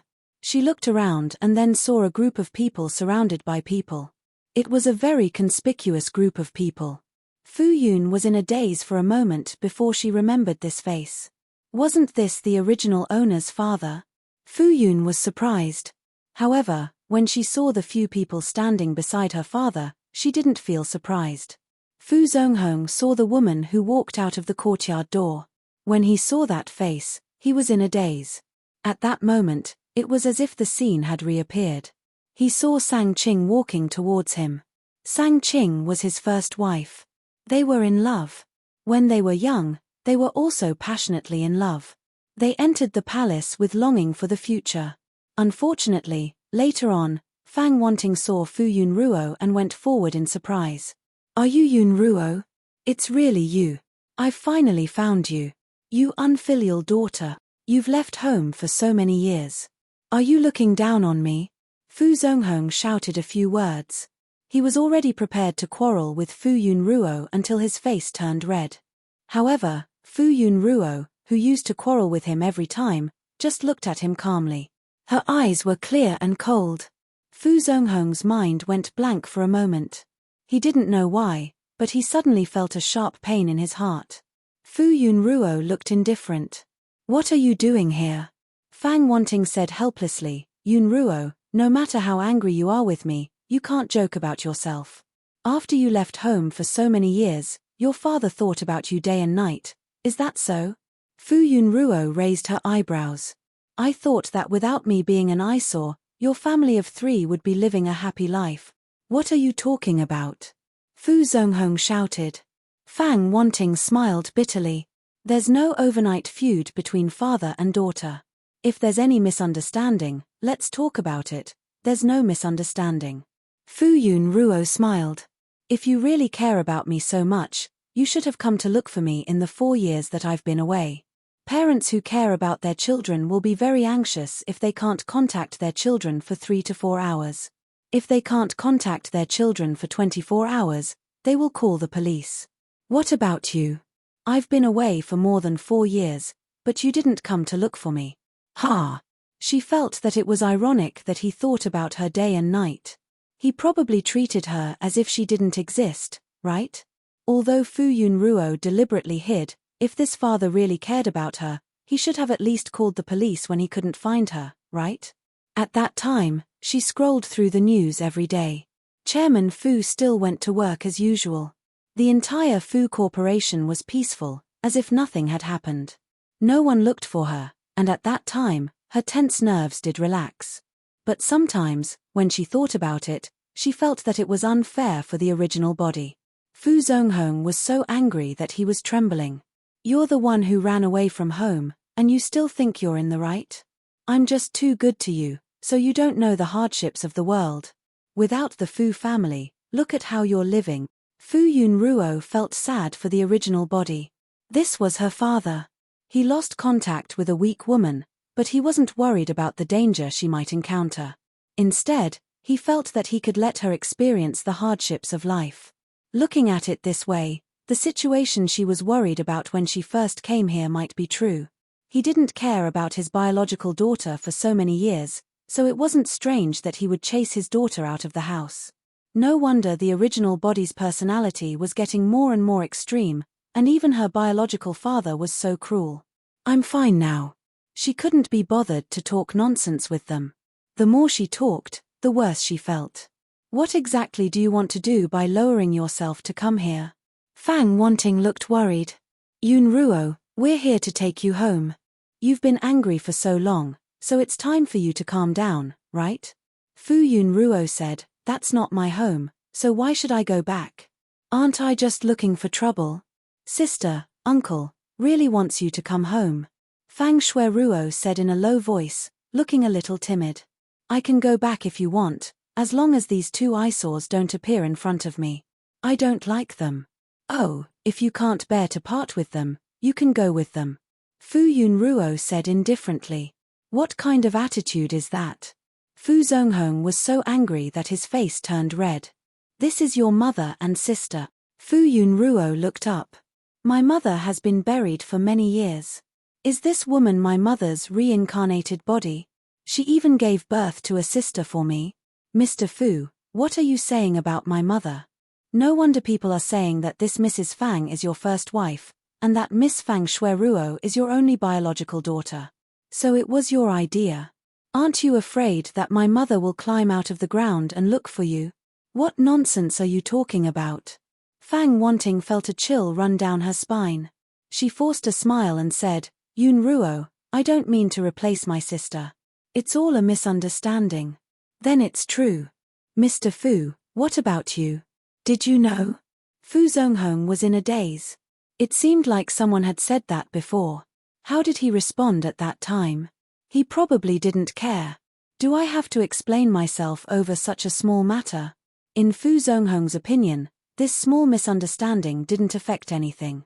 The truth was the truth. Wenwen's face was pinched for a long time. His small body exuded an aura of hopelessness. He didn't feel any pain, but his white and tender cheeks flushed as the slightly calloused fingertips gently caressed his face. Wenwen sighed like a little adult. He had sacrificed a lot, but it was all meaningful. Noticing that his mother had gone out for a long time and hadn't returned, Wenwen couldn't sit still anymore. He stood up and was about to run out. However, Sayu grabbed him by the back of his collar in time. Wenwen's short legs were still running in place. He turned his head and looked. Uncle Yu, I want to go out. Don't run around. I'm not running around. I'm going to the courtyard, Wenwen said anxiously. I'll be back soon. Uncle, look after the meat. Don't burn it. Sayu pulled out the half-burnt firewood and left only a small flame. Then, he led Wenwen out. When they reached the courtyard, they didn't walk out. Instead, they stood behind the door and listened to the group of people talking outside. When Wenwen heard that so many people were surrounding his mother, he couldn't take it anymore. He quickly broke free from Sayu's hand and ran out to stand in front of Fu Yunruo. He opened his arms wide and glared at the group of people in front of him. Don't bully my mother. Fu Zonghong looked at the child who looked exactly like Fu Yunruo. Whose child is this? Fu Zonghong was so angry that his face turned red. His whole body was trembling and he felt dizzy. Fang Wanting stepped forward and held his hand while trying to calm him down. Who is that wild man? Fu Zonghong was furious. When Fu Yunruo saw Wenwen running out, she couldn't be bothered to scold him. She quickly pulled him over and let him hide behind her. After that, Sayu also walked out. Fu Zonghong flew into a rage. It's this man. Sayu looked at the group of people and smiled. It's none of your business, Fu Yunruo said coldly. If there's nothing else, then take care. I won't send you off. It's not convenient to keep guests at home. Fu Yunruo didn't want this matter to be mentioned again and again. She also didn't want her son's background to be discussed. When she turned to the villagers, Fu Yunruo's expression was gentle. Thank you all for today. It's okay. It's what I should do. Don't worry. If anyone dares to bully you in our village, I'll teach them how to behave. Fu Yunruo thanked the villagers and led Wen into the house. Fu Zonghong shouted angrily, "Stop right there." He went forward to stop Fu Yunruo, but was blocked by Sai Yu. "Chairman Fu, please have some self-respect." "Sister." Fang Shueruo bit her lip and raised her voice slightly as she shouted at Fu Yunruo's back. "If my leaving makes you happy, I'll leave." Fu Yunruo pretended not to hear and didn't give any reaction. Sai Yu waited for the mother and son to enter the house before she went in and closed the door. Fang Shueruo lowered her eyes sadly. Chang Zhuyu hugged Fang Shueruo and shouted at the courtyard, "Fu Yunruo, you evil woman. Don't be so ungrateful." The villagers were just watching the situation unfold, but when they saw their attitude, they couldn't stand it anymore. "What's wrong? There's strength in numbers. So many of you ganged up to bully a weak woman. I think you don't care about us at all. Is this the younger sister who stole her stepsister's husband? She's a celebrity. How shameless. He's not her husband yet. I heard that he's her fiancé. People in the city love to use such titles. If she were here, she would have been drowned in everyone's saliva. How could she still have the face to stay here? The father is so biased. His stepdaughter stole his biological daughter's husband, but he's still on his stepdaughter's side and scolded his biological daughter. Indeed, with a stepmother comes a stepfather. This pillow talk is really powerful. This woman is really scheming. I couldn't tell. The villagers booed. That's not all. The first wife's daughter and the first wife's deceased wife have been squeezed out of this family. This is the first time I've heard of this. Yes. The villagers didn't bother to hide their loud voices. Everyone present heard them clearly. Chang Zhuyu saw that Fang Shueruo's face was red and her eyes were filled with tears. He immediately said hatefully, "What do you bunch of unruly people know?" Aunt Mai said disdainfully, "We don't know any great principles, but at least we know what etiquette, honor, and shame are." That's right. She still claims to be a well-educated tycoon. She doesn't even have morals. Fat. Like daughter, like mother. If her daughter is such a trash, her mother must not be a good person either. This man is also a piece of trash. Poor Ruoruo. How could she be so unlucky to meet such despicable people? If I were her biological mother, I wouldn't be able to rest in peace.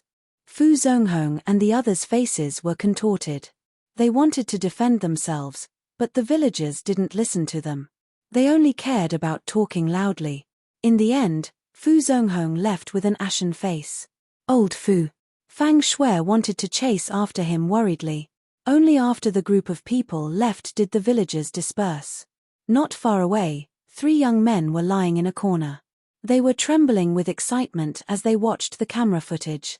Breaking news. Sai Yu was there too. They were going to be famous.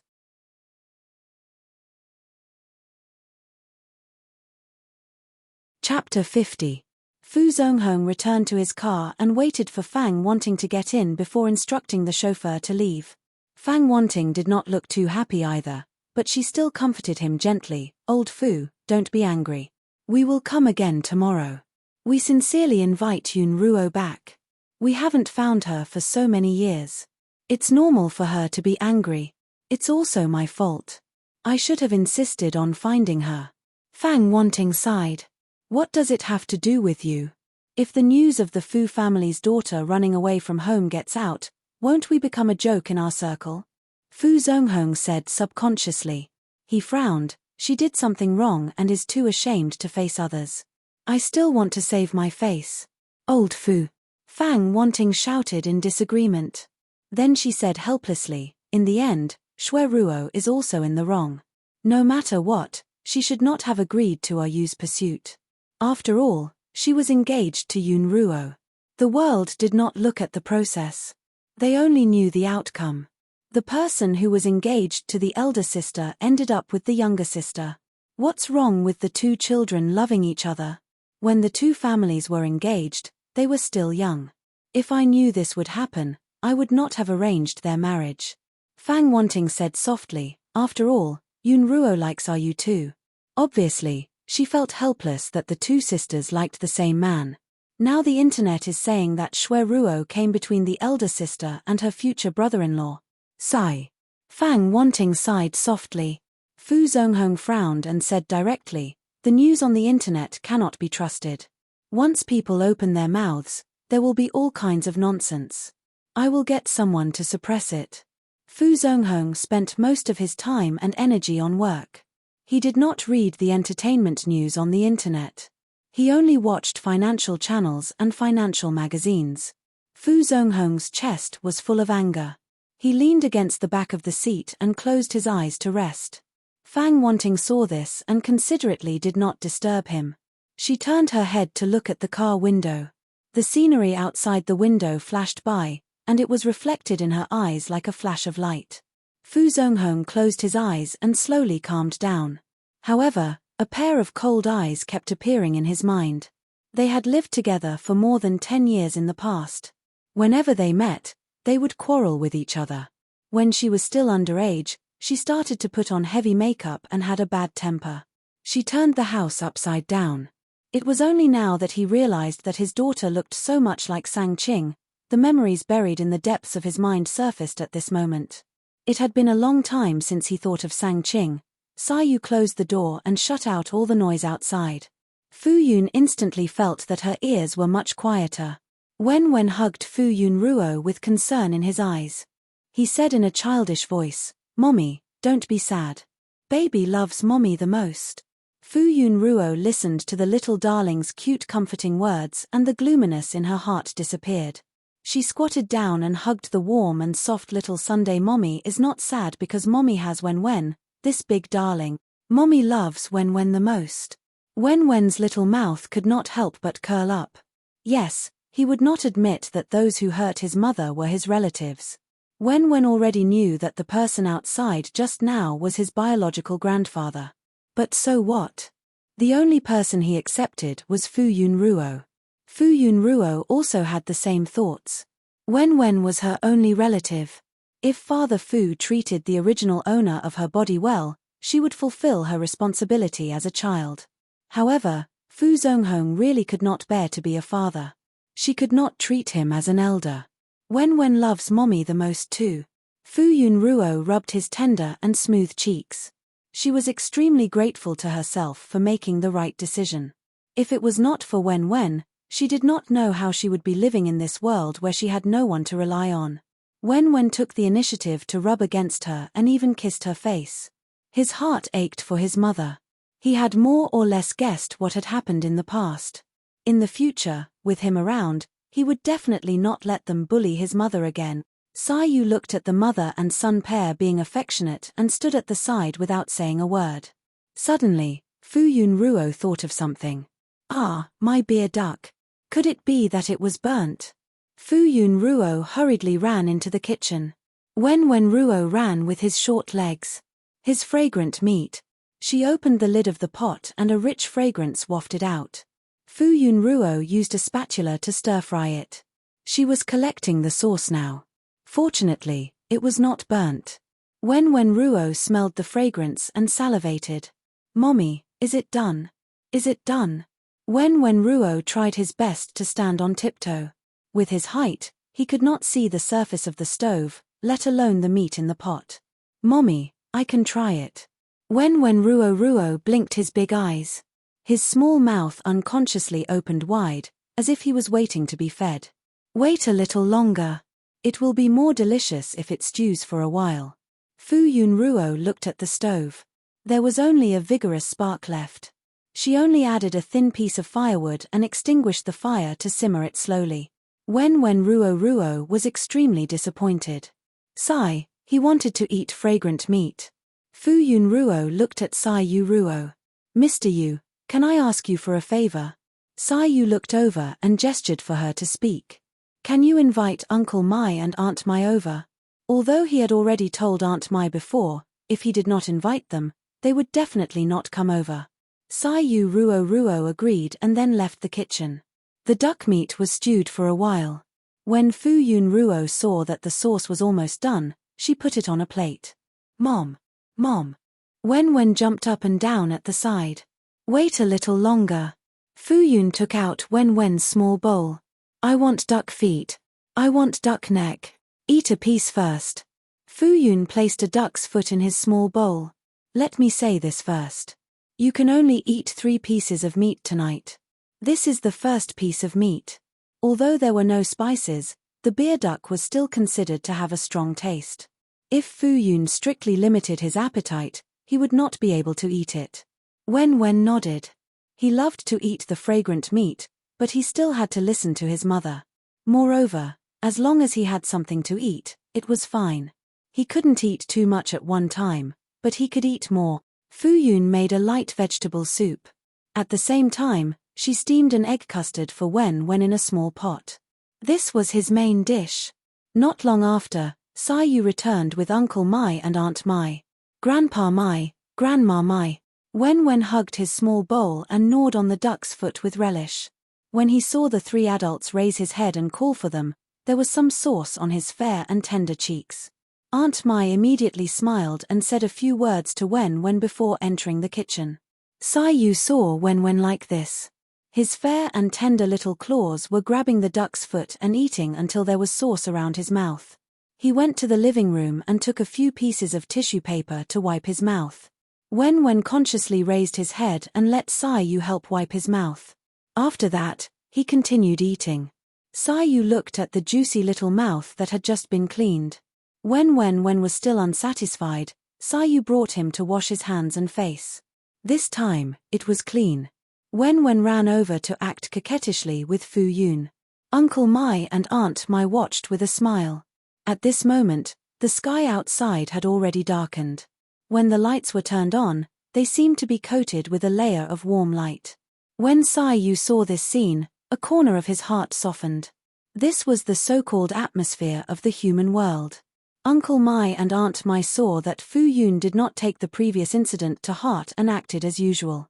They did not mention it at all, so the atmosphere was harmonious for the entire night. Aunt Mai and Fu Yun were cleaning up in the kitchen. Sai Yu and Wen were playing in the courtyard. Uncle Mai sat under the roof and watched. Aunt Mai said, I've asked around about the kindergarten for you. Wait until September and you can register directly. When the time comes, your uncle will accompany you. There are only 2 kindergartens in town. The children in our village are sent to Little Angel Kindergarten. We will also be sent there. Okay, thank you. Fu Yun hesitated and did not say what he wanted to say. After Uncle Mai left, the 4 of them finished washing up. It was already 10 o'clock. Aunt Mai had already returned to her room to sleep. At this moment, only Fu Yun, her son, and Sai Yu were in the living room. Fu Yun looked at Wen, who was nestled in Sai Yu's arms and muttering, and said, Wen, it's time to sleep.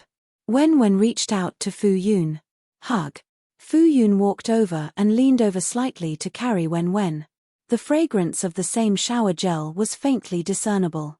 For some reason, Sai Yu felt that this woman's body smelled better. Mr. Yu, good night.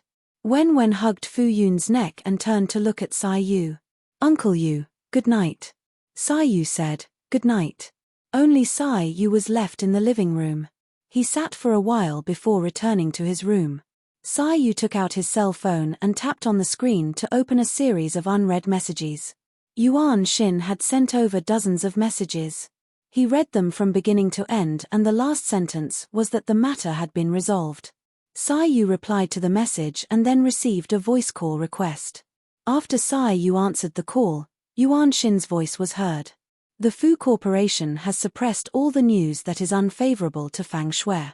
What needed to be clarified had already been clarified. Now that the Fu family and the Chang family had joined forces to pressure them, Apple Entertainment had to think twice. They simply suppressed the news and did not slander Fu Yun. They simply allowed them to spend money to suppress the news. Sai Yu raised his eyebrows.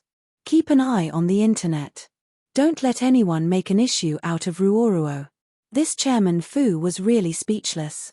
If he had not investigated thoroughly, he would have suspected that Fang Shui was the illegitimate daughter of Chairman Fu and his true love. How could a person who could run his family's business so well not be able to see through the people around him? Understood. Yuan Xin said, the few young men who came to secretly film today have confessed that someone leaked the news to them. However, they do not know who leaked it to them. We have tried to trace it, but we can't find the source of the information. Ask them to keep their mouths shut. Understood. The news of you being there will be exposed sooner or later. You should prepare to leave. Anyone who wanted to investigate would be able to find out where Sai Yu and the rest were filming the show. They could not stay there any longer. I have a plan. After coaxing Wen Wen to sleep, Fu Yun lay in bed and did not feel sleepy. Although she said that she did not care, in the dead of the night, she could not help but be affected. These people had a great influence on the original owner of her body, so much so that she felt irritated. If it were not for her gentle personality, she might not have been able to suppress her anger and scold Fu Zonghong. Fu Yun lay in bed and thought about it. The more she thought about it, the more irritated she became. Old memories flashed through her mind. She tried to control herself not to think about it, but the more she thought about it, the more energetic she became. She did not dare to toss and turn as she was worried that she would wake Wen Wen up. In the end, she quietly got out of bed and walked out of the room in the dark to the courtyard to clear her head. The lights in the living room were dimly lit, and there was a little light in the courtyard. Fu Yun quietly moved a small stool to sit under the eaves. She looked at the night sky and fell into a daze. Can't sleep.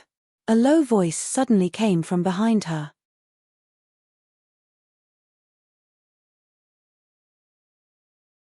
Chapter 51.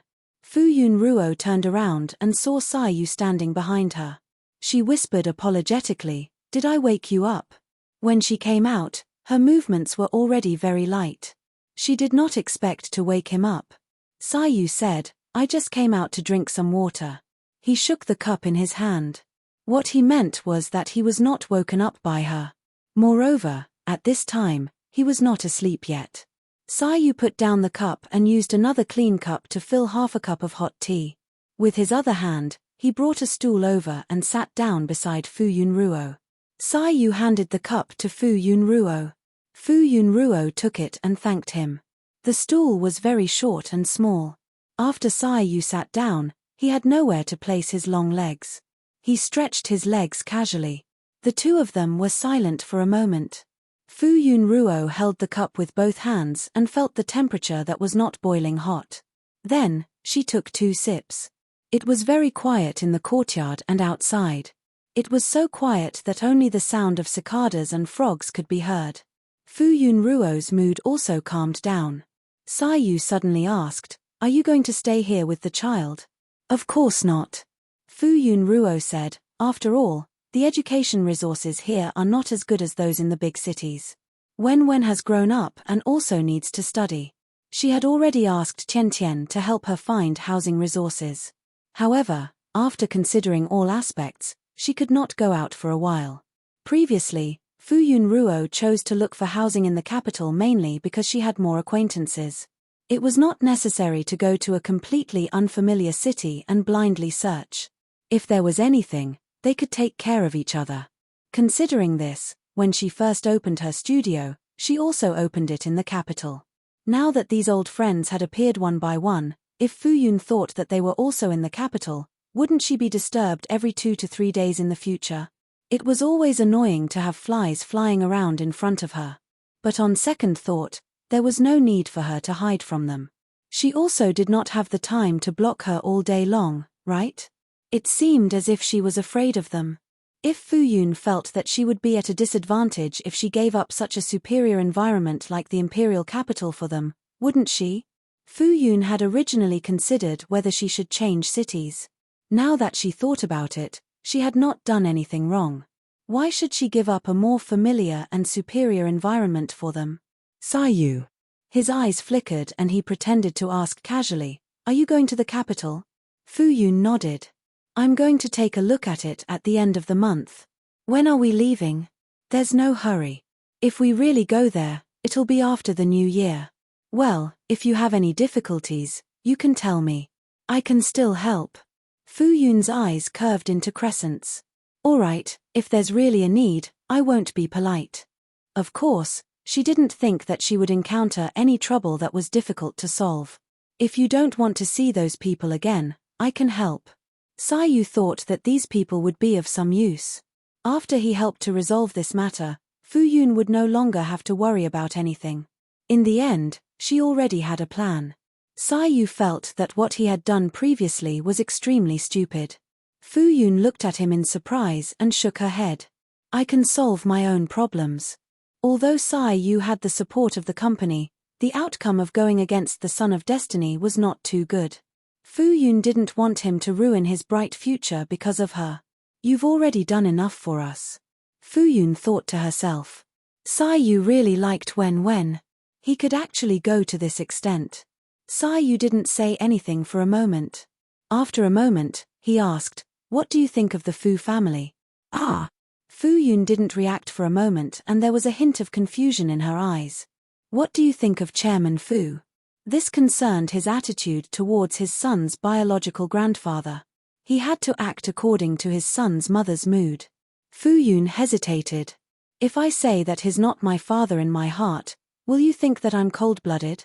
Her father in the other world couldn't be more outstanding compared to the one in this world. Although he didn't spend much time by her side when she was young, he was like her mother and doted on her very much. He would remember her birthday and give her gifts. He would also try his best to be by her side on special occasions. She couldn't agree with this father in her heart. However, she also knew that blood ties couldn't be cut off. If she took the initiative to sever ties, the world would only condemn her and point fingers at her from the opposite side. She wasn't afraid of these rumors and slanders, but she was worried about Wen. Wen could make her fearless in her armor, but he was also her only weakness. She couldn't bear to let him face even the slightest bit of rumors. Sometimes, I really don't know what to do. She couldn't ignore everything that had happened to the original body. One day, she would have to resolve it, no matter how. No. Yu looked at her and said word by word, you've already done very well. No matter what you want to do, I'll support you. Fu Yun looked up at him. Inexplicably, she felt that Yu was especially dazzling at this moment, so she didn't dare to look directly at him. She responded softly and felt much more relaxed. Forget it, everything will be fine when it comes to it. She would take her own steps and take it slowly. It's very late. Go back and sleep. Fu Yun thought that she had been out for a long time. It wouldn't be good if Wen woke up, so she stood up and said, then I'll go back to my room. Mr. Yu, thank you. Good night. Good night.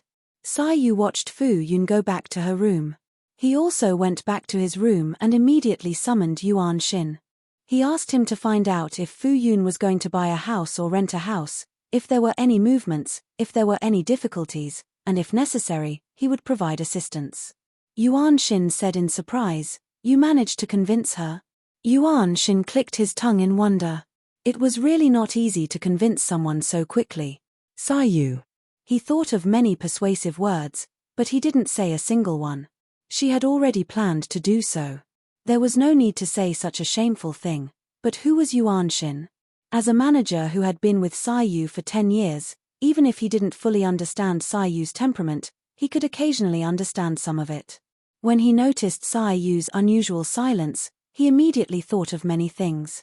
Hence, he probed, did she change her mind? Yu. I'm hanging up. Goodbye. This manager was always smart in areas where he shouldn't be. Before Yu hung up the phone, he heard Yuan Xin suddenly burst into laughter. His eyebrows twitched. Wasn't it just a miscalculation? What was so funny? However, even though there was a small error in the process, the final result was what he wanted. Hence, Yu was in a very good mood. In the next 2 days, those people did not come to look for her. Fu Yun heaved a sigh of relief. It was good that they didn't come to bother her. However, even though they didn't come, the production team did. When she heard the production team's request, Fu Yun didn't react for a long time. You mean you want to invite me to participate in the show? Yes, Miss Fu. We hope that you can consider it carefully. Our production team will pay you an additional 20% of your value, Director Peng said sincerely. Also, You don't have to re-record from beginning to end. We just hope that you can finish recording the remaining 5 days of the show." The production team was very sincere. They really had no other choice.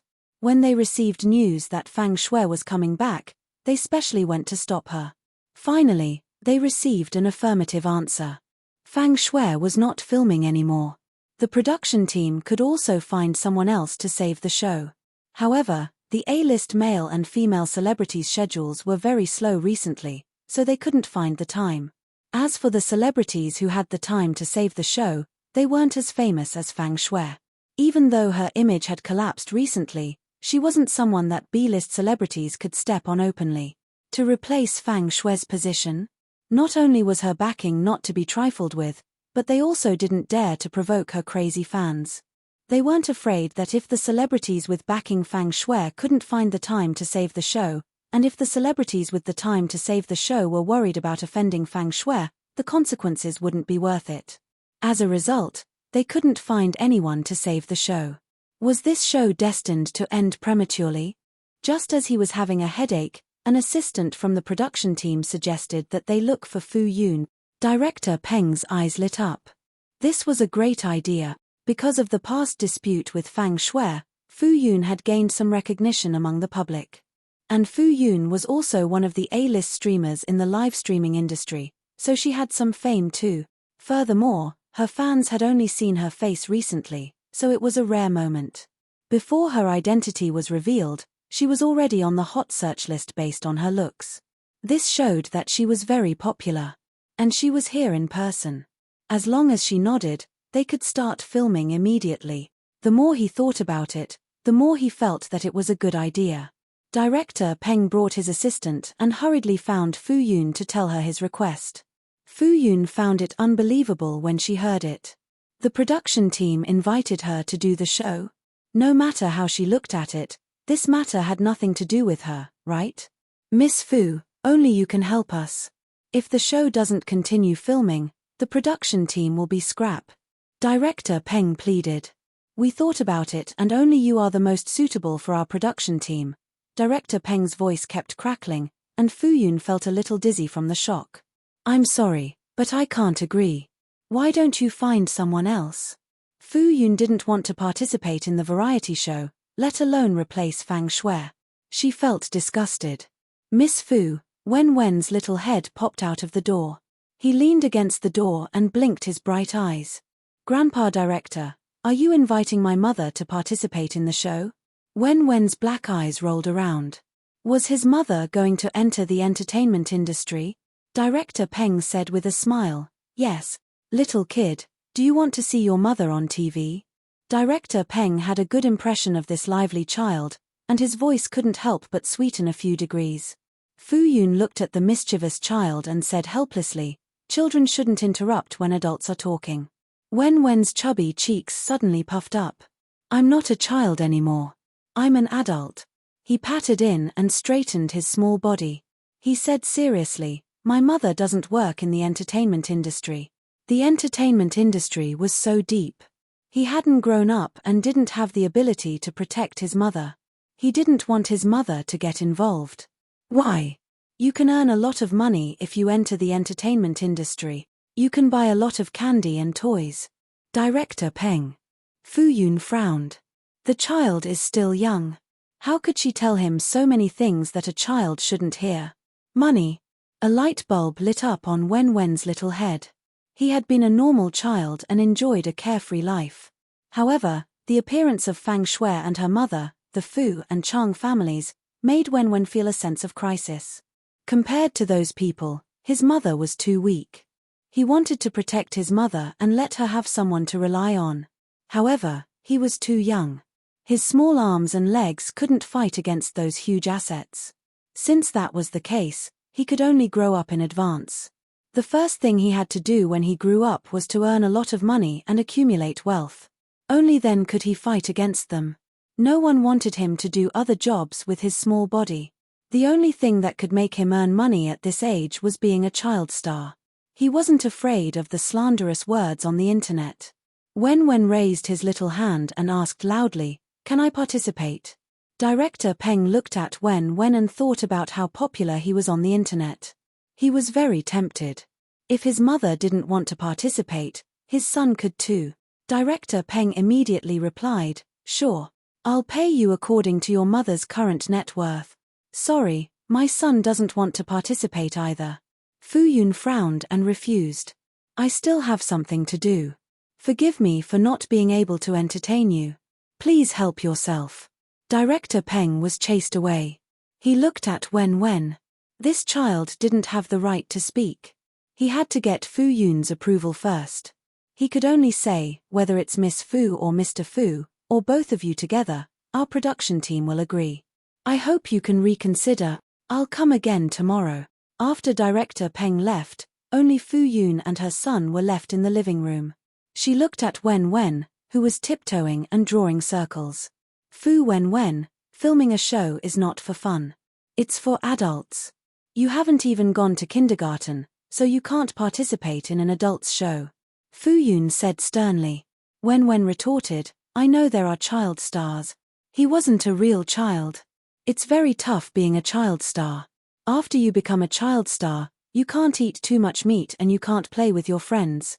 Even if you want to sleep in the afternoon, you won't be able to sleep. Then you'll be very tired every day." Wen Wen. He hesitated. He could endure hardships, but he couldn't eat meat. Wen Wen endured the pain and said, "It's okay, I want to earn a lot of money." He wanted to save money early. In the future, when he competed with the Fu Corporation for resources and forced them to go bankrupt, he wouldn't leave anything for them. Wen Wen was ambitious. In his previous life, he wasn't able to bring down the Fang Corporation. This time, he had more than 10 years of accumulated money and connections. He didn't believe that he couldn't bring down this giant. Is there a shortage of food or entertainment at home? Do you want a little child like you to go out and earn money early? Wen Wen saw that his mother didn't want to give in. He knew that she didn't want him to be exposed to the public too early. But he also wanted to protect his mother. In the end, Wen Wen used a child's trick. His small body lay on the ground and he rolled over and over. "I want to film a show, I want to film a show." "Arth, Fu Yun, what's wrong?" "You're tuning in to the Dreamy Chapters YouTube channel. We're so grateful for your support and don't forget to subscribe to join us on this incredible journey through captivating stories.